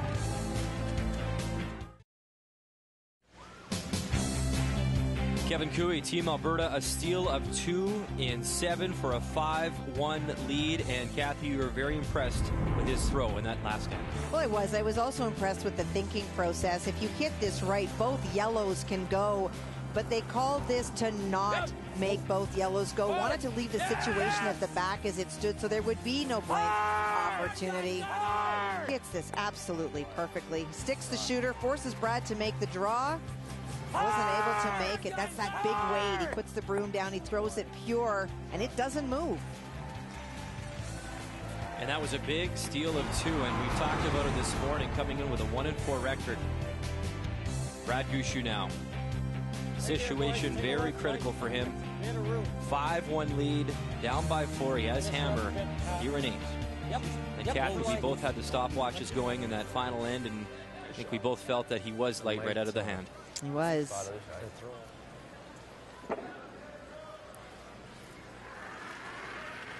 For Kevin Cooey, continuing also to do what they do well, leading the field in steals coming into this game. You can chalk 3 more up on the board for Team Alberta in that area. Whoa, whoa, whoa. Curling off the sheet here.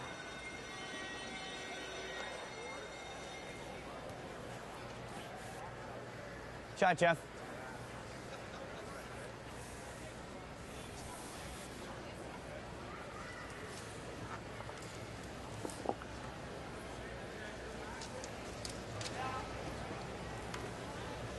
Kathy, we talk about those steals, of course. Picked up a single in 1, a steal in 2, and then, of course, stealing 2 in 7. They've now stolen in 13 ends so far, and it's only Tuesday morning here at the competition. They're good at limiting points and quite greedy about taking points.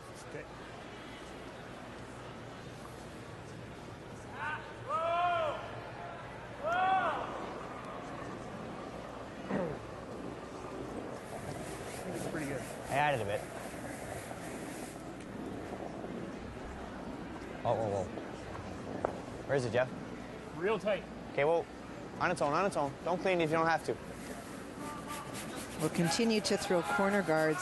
You know, Brian, one of the things that makes this Alberta team really strong is how comfortable and how strong each member of the team is in their respective position. Coming in to this game, pluses for Nolan, pluses for Carter. Pat Simmons, keep in mind, he's the new guy on the team, and there's been some great thirds in this competition, but look at the skip, +4. And then when you look at their opponents, unfortunately, only 2 players at +1 coming into this game, and those numbers are not going to improve today. And Kathy, for our viewers at home not familiar, what do the pluses mean? Well, the pluses to me are really important because you can go out and score 85%, but if the opponent that you're playing against is in a 95 or 100% game, you still have left your team in a tough position. To be given a plus, you must score 5% or better than the person that you're shooting against to get that plus.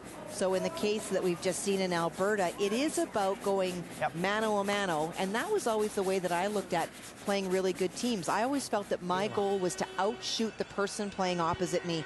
If I did that, then I was putting my team in a good shape, and then they have to take care of their own roles. And if you didn't, Kathy? Well, that's why I'm in the booth with you, Brian. No, and if you don't, you feel horrible because you do leave your team in a position that likely, in my case, the third that would be the next thrower was in tough.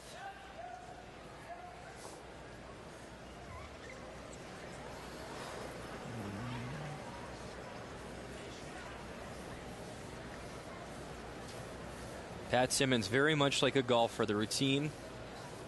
We ran about 8 of his shots from this game. You'd think it was the same shot every time, minus whatever turn he was throwing, because it's so consistent. Yep. Good. And another peel.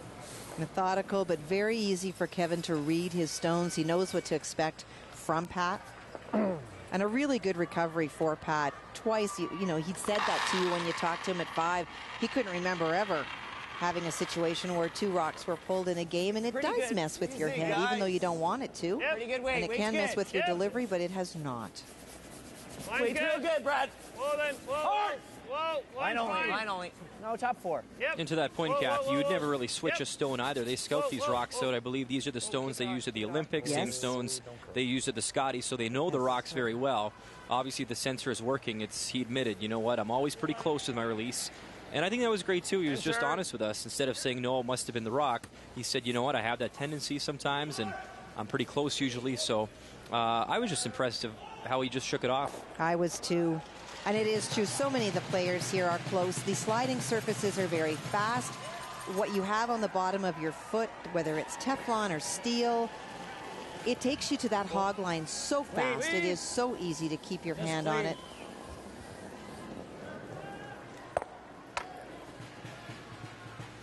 Double and roll. There's a look at Sheet B, BC, the Yellowstones. You see them counting 1, 2, 3, possibly 4. Tough to tell, but regardless, a big draw for Brad Jacobs once again and his team out of the Sioux. And it was, in fact, Brad Jacobs lying 2 moments ago until Mr. Cotter from BC made a lovely double and rolled behind cover. He's doing that. Of course, this young team from the Sioux Hard. wasn't too long ago in Halifax. They qualified for that 1-2 game, won the bronze medal that year. That was the year that Kevin Cooey won his Brier title and went on to win a World. These guys are great brushers. They take such pride in being fit, and boy, it's really shown up on the draws for Brad Jacobs this week. Jacobs firing at 78%, Cotter at 88%, but Brad comes through and he has to, and picks up that single. Now, the removal of the stone is not bad, but they certainly did not want to have Ryan roll towards the other Newfoundland Labrador stone.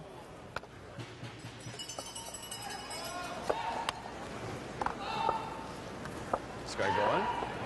Okay.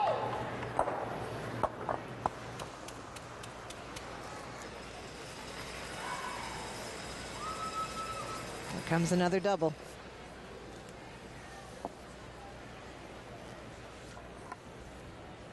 Kathy, you've been on some great teams. Can you maybe speak to the frustration a guy like Brad Gushue is feeling right now?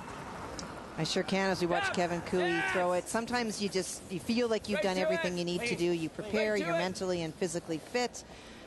You've trained really well, and then you come to the big show and things don't work. I was fortunate that we usually did perform at the big show, but when you're struggling, it's tough. And meantime, you see the live update. There's a look. Jamie Murphy, skip of Nova Scotia, down by 4 here. Of course, you saw Rob with that big end to take the lead in this one. Big scrub from his front end. Wants to stick around, and his shooter will stop in time. So a nice 2 and a nice rebound end for Nova Scotia. And they make it a 9-7 game. Of course, Rob Fowler now with hammer in 9. Splitting team? Just biting team. Okay. What'd you get on my last one?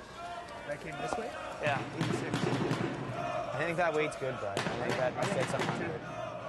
Like the way that 5 slid and the 6 slid, it wasn't similar at all. Okay.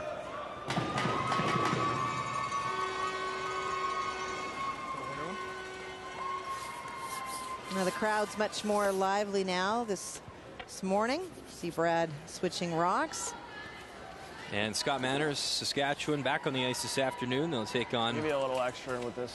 Glenn Howard and Team Ontario.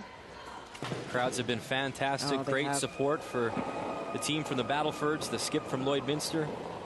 Looks good. Line's tight. Line only. Good. Line only. Whoa. Yep. Ran into Scott at the hotel yesterday. He had time to fit in a workout before a great game against Alberta last night. Whoa, Jeff. Whoa.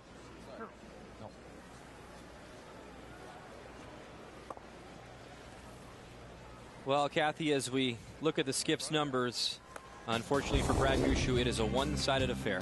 Well, it is, and he wouldn't have been given very many points on that last draw, not because his weight was bad, but because he didn't predict that it would not finish that much. There's not much you can say about Kevin Cooey. He's firing on all cylinders, making the draws, making the big weight hits. The draw is key for Kevin Cooey this week. He always makes the hits. Keeping draw weight is important. Player comparisons brought to you by Capital One. What's in your wallet?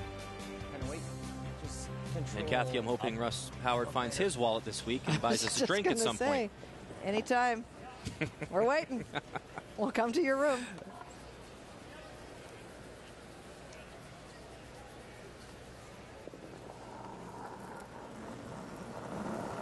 And compared to the big weight hits that we have seen from Kevin, this is just about control weight, sticking around. Whoa! Whoa! Off! Thiessen Rycroft called off. Whoa! Carter! Go! And there you see Alberta lying 3 without here in 8. Let's draw.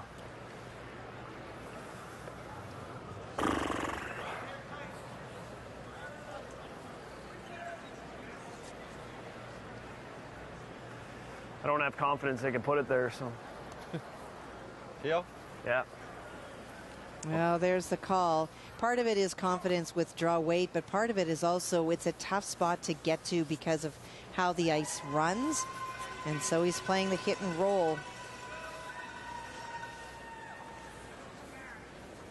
Half's good? No, gotta be less. Okay. He's got a lot to redirect to on the center line side. It's a little less.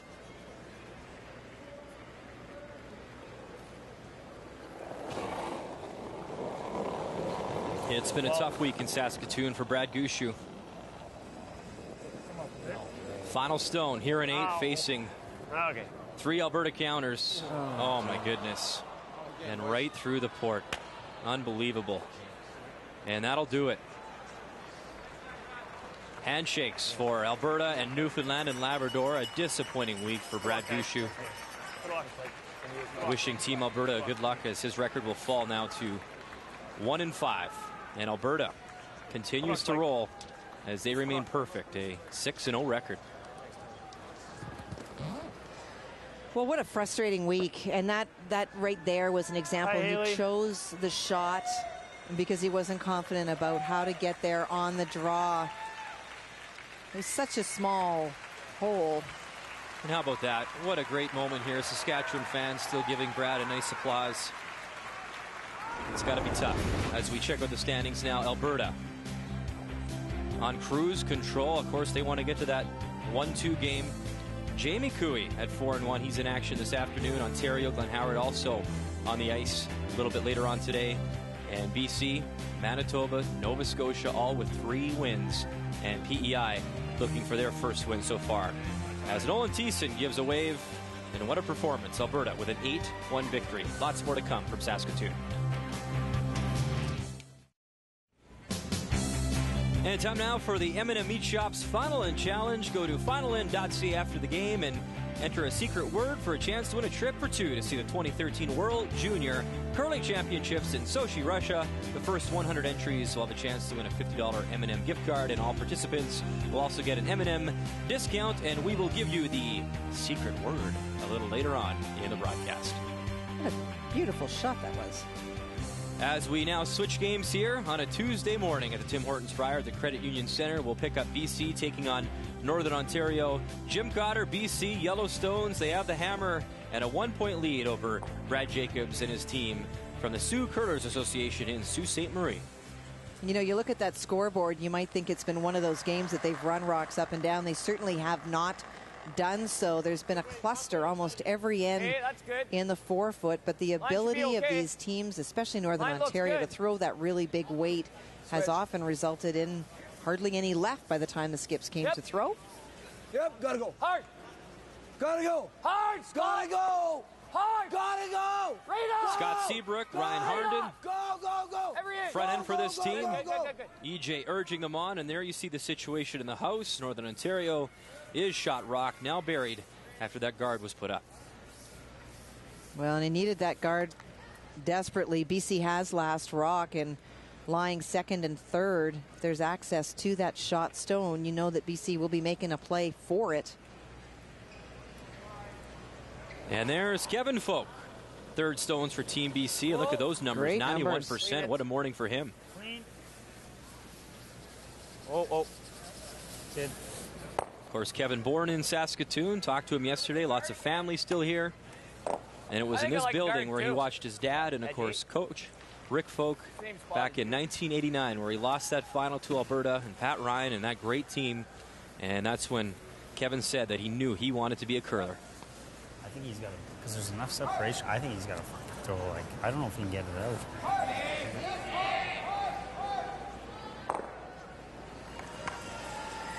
Saw Brad Jacobs last night in that feature game against Ontario really struggle and personally just have some challenges in the first five, just low energy, and then he just sort of turned around and really put a lot of pressure against Glenn Howard. And you saw that fantastic shot that Glenn made to win that game in an extra end. Okay, good. This team eminently capable and much better than their standings currently show.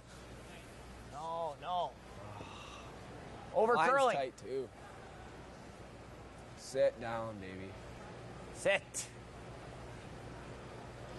It's useless. Sit.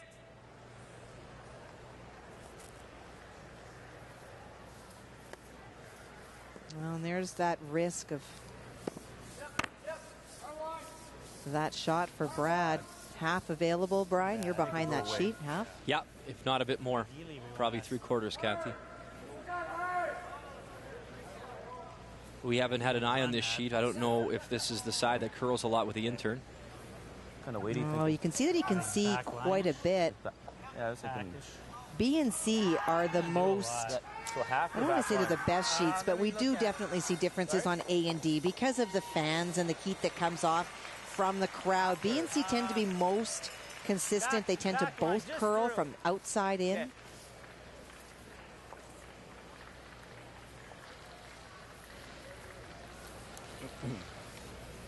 I have to tell you, Kathy, if there was a TSN turning point this week for Jim Cotter and this team from BC, it would have to have been yesterday against Manitoba. They were down 3-0 early. Jim kept his head up high and kept fighting, ended up stealing 5 points, I think, over a period of 3 ends or so, battled back, and a huge win over Manitoba. And they seem to finally be clicking here. And at 3-2, chance to pick up win number 4, and look at his numbers, 89% through 8 ends. And what a great lesson Jim showed yesterday, especially to the younger folks, that you just never give up. Yep. Clean. Whoa. Clean. Whoa. Clean. Whoa. Ah. Ty Griffith, Rick Swatsky. Rolls away a little bit, and there you see, though, BC line 3. If you're just joining us, poor Swatsky, he had a bit of a tumble when we checked in on him in an update, but great to see he's just fine. Maybe the pride hurt a little bit, but You have to be buried there. Top button. Or you play the hit and roll to here. Yeah, I know. I am leaning towards the draw. Okay, then it's either got to be here, back here, right? Yeah. Out counting that 2, or here. Yeah, go for there. Same ice as the guard? Yeah, I think so.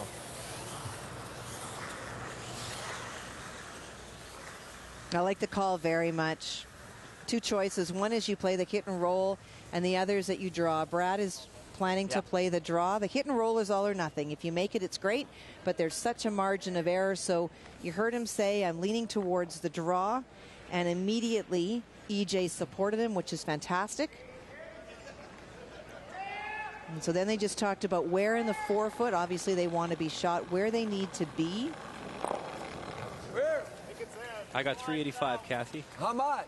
Okay, so his weight's close.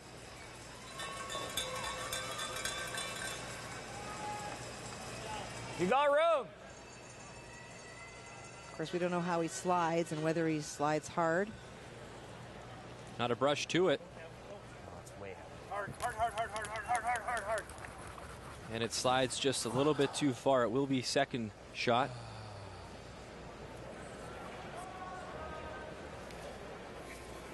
If you got the line, we'll tap it absolutely, yeah. Somewhere in here. I think, though, Kathy, that's a great lesson that you bring up, though, when you talk about teams that work the stopwatches, and some teams rely on it a lot, that those times, the one that I just gave you, not always reliable depending on how the player slides out. And that's how come sometimes you hear a player say, I gave it a little bit or I pulled back, to let the sweepers know that it's probably not a good number to judge, that you need to use your eyes. This Northern Ontario team, not a big fan of stopwatches. They use their eyes. And then sweep it to move it a couple inches. You hear Jim's call. Worst shot. He's already up 1. He knows he's got another point. His goal is to make sure that he draws and he gets another point. That would give him a 3-point advantage. And if the line is good, they'll let them know and they can tap it back for the 4. But this is not about playing backline Wade. Get your 2 for sure. So final stone here in 9 for Jim Cotter. Whoa, easy. Whoa. Whoa. Whoa. Yep. Clean, yep. Clean. Yep, hard. Hard for the top, guys. Hard, guys, hard. Move it enough, little tap. And 1, 2, and it 3, looks to be 3. Good.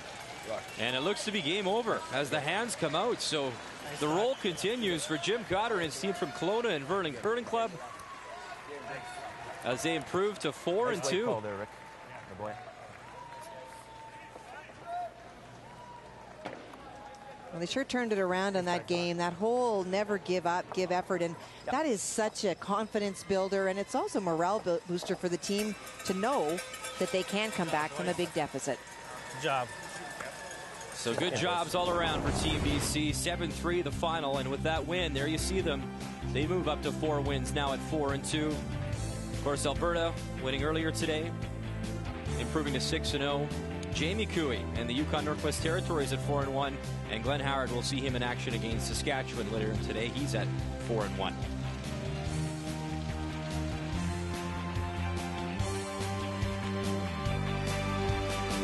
(7-3) winners for BC. More from Saskatoon to come.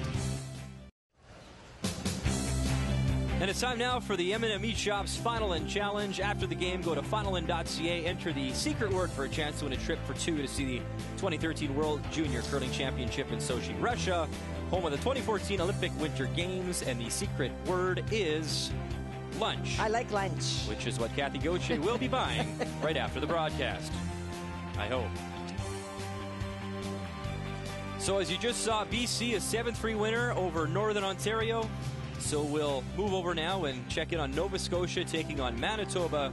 And it's Rob Fowler from Brandon, a 10-7 advantage here in 10. And it is Jamie Murphy from CFB Halifax with the hammer and trying to come back here, needing a big 3 to try and force extras. Well, he does need to generate some points. Rob Fowler, of course, really cracked this game open with a 4. So he knows it can be done. But for Rob Fowler and his team, we'll just try to run them out of stones. Hey, boys, let's make these. Yep.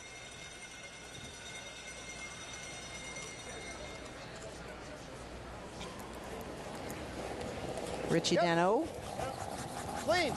Clean. Been to a Brier before with Carrie Burtnick, representing Manitoba. Throw. Good boy, Rich. Richard makes that one go away. Shot, Richie. You know, Nova Scotia made a bit of a stir, coming out very hot here in Saskatoon. Jamie Murphy and his team from CFB Halifax winning their first 3 straight. And then a couple of disappointing losses. He's got a tough one tonight. He takes on the hometown favorites, and especially at night, this building is so alive. The only really good thing about playing Saskatchewan for the visiting teams is that you don't have to deal with the big roars as they go back and forth. Okay. Look at that. Kathy, time for the game story. It's brought to you by M&M Meat Shops. Hundreds of meat ideas, one aisle. And the game story is from this game, and it was a huge 4 in 7. We showed you that shot. Fowler's had a couple chances this week. He finally did it. Forced to take 1 in 9, and so Nova Scotia does have that last rock. The edge at the skip for sure goes to Rob Fowler. It's a plus for Rob this morning. And Richard Daniel with another peel.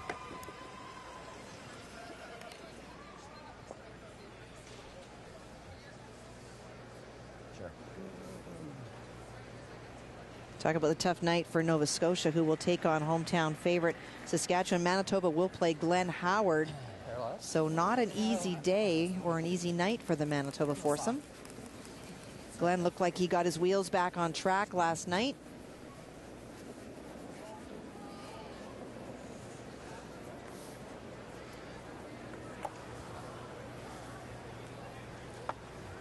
Another guard thrown by Nova Scotia. That handle straightening out.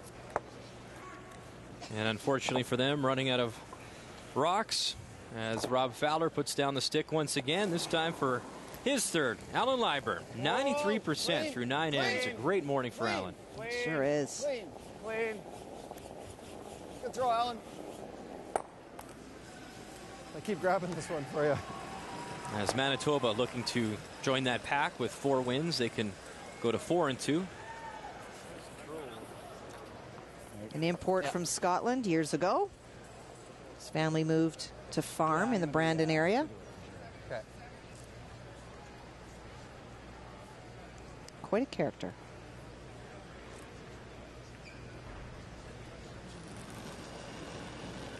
Only fitting, too, that they settle in a place where there's some fantastic hurlers to join as well. Mine's good. Have a look. It's hot.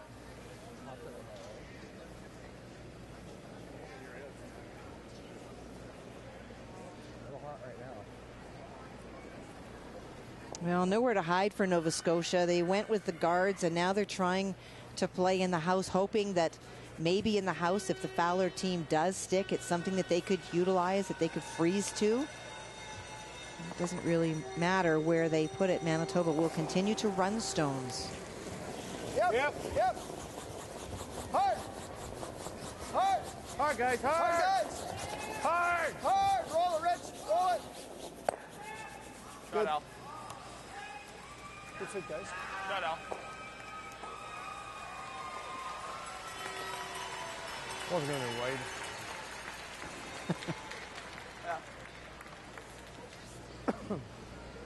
Other side? Yeah.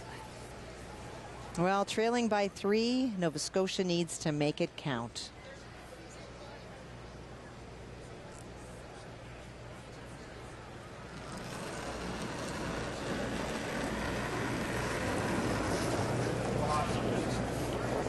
I think we're Play that.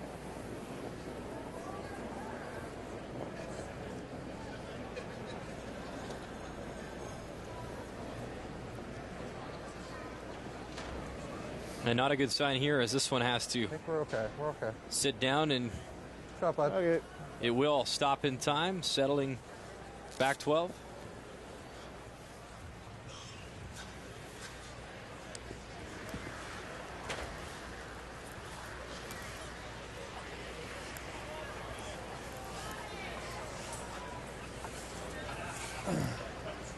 And now for Manitoba and Rob Fowler from the Brandon Curling Club. Make it go away. Feel late, guys.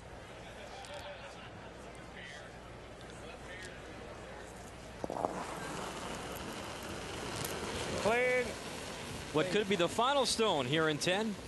Manitoba, 3-point lead on Nova Scotia. And now officially handshakes as they run into rocks. And after winning 3 straight games, Jamie Murphy has dropped 3 straight as they fall to 3-3, and Rob Fowler. Hope you're enjoying the curling. Plug, plug, plug. Always the general manager, hey? We're going to charge you for that, Rob. Here's a look at the standings as he picks up another win. So Rob Fowler, Manitoba, they go to 4-2. BC at 4-2. Ontario and the Yukon Northwest Territories also with 4 wins. And of course, Kevin Cooey, you saw in our feature game, which started this morning, beating Brad Gushue to improve to 6-0. Celebrations for Team Manitoba. More from Saskatoon right after this. The 2012 Tim Hortons Brier is brought to you by a Roll Up the Rim to Win. It's time for Tim's.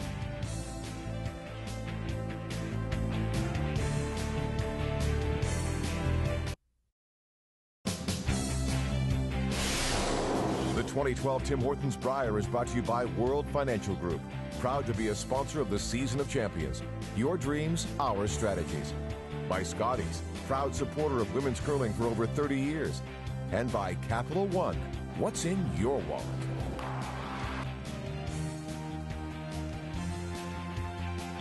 And only one game remains on the ice this Tuesday morning at the Credit Union Center in Saskatoon, Saskatchewan, and that would be the game between New Brunswick and PEI, as Mike Goody from the Charlottetown Curling Club looking for his first win at this year's Tim Hortons Brier. Of course, you see the 3-5, a 3-8, and an 8-6 lead here in 10. And we're down to the last few rocks here at the Credit Union Center. Four to come. Well, Mike's trying to pick out a stone. It was an attempted freeze. It bounced off a little bit. Yeah. Hey. Mike Goody. Right up. 85% this morning. It'll make that red stone go away. And you see PEI lying 3, and now things critical here for New Brunswick. Terry Odishaw out of Curl Moncton. I don't know. He's good. I think they come in go. with a 2-3 record. They have Quebec later on tonight. Andy probably came out there, but mine will go. Mine will curl a little more than his. I think so. He backs Playing the freeze. Terry trying to make use of one of those yellow stones in the house belonging to PEI to maybe get a jam out of Mike Goody on his last stone. Score the deuce to force the extra. And Kathy, the number is actually pretty good across the board for all the players. Grant Odishaw 91%, Scott Jones 84%, Andy McCann 83%, and Terry Odishaw 89%. Very nice.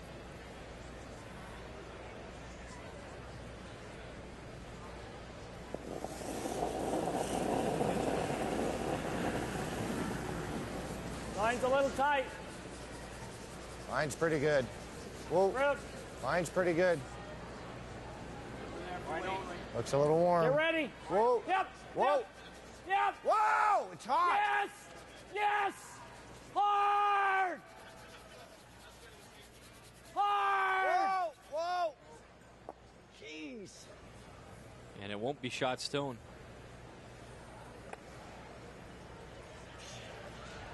Well, I understand why Grant was calling. He wanted to more than yours. Get it on the nose.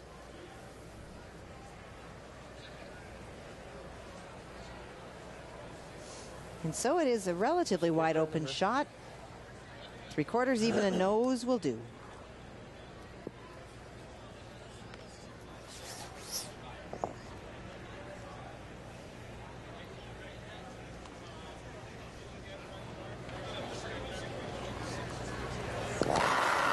So Mike Goody, his final stone here in 10, looking to pick up his first win at this year's Tim Hortons Brier in Saskatoon. They came in 0-5. And there it is. You can put it on the board. Win number 1 for the team from the Charlottetown Curling Club, and Terry Odishaw and his team from Curl Moncton out of New Brunswick. They will fall to 2 4. And a nice story, Kathy, for Michael to get at that win. I know he came in feeling a bit under the weather. At 1 p.m. this afternoon in the Purple Heart Lounge, there will be an autograph Handshakes. He says that he came here because he loves competing against some of the best in the world. And there's win number 1 for PEI. And there's the updated standings. Kevin Cooey leads the way. A perfect 6-0 record. His brother Jamie right behind him at 4-1. And you see a number of teams now with those 4 wins. Nova Scotia at 3-3. And a devastating loss for Newfoundland and Labrador and Brad Gushue as they drop that one to Alberta today. They fall to 1-5. Vic Linden and Russ will join us this afternoon for this matchup. Glenn Howard at 4-1 will take on Scott Manners and his team at 2-3. The crowds have been fantastic this week, and I'm sure a lot of green in the crowds and a lot of support. 2:30 p.m. Eastern Time as they go head-to-head. Mom, hi, Jesse. And there's Mike saying hi to some loved ones back home as he's on the board here in Saskatoon with his first win, an 8-6 final as he knocks off New Brunswick. And what can you say about Team Alberta? They continue to roll here as Kevin Cooey tries to make his way back to another Brier final. On behalf of Kathy Gauthier and myself, thank you for watching Canada's sports leader, TSN.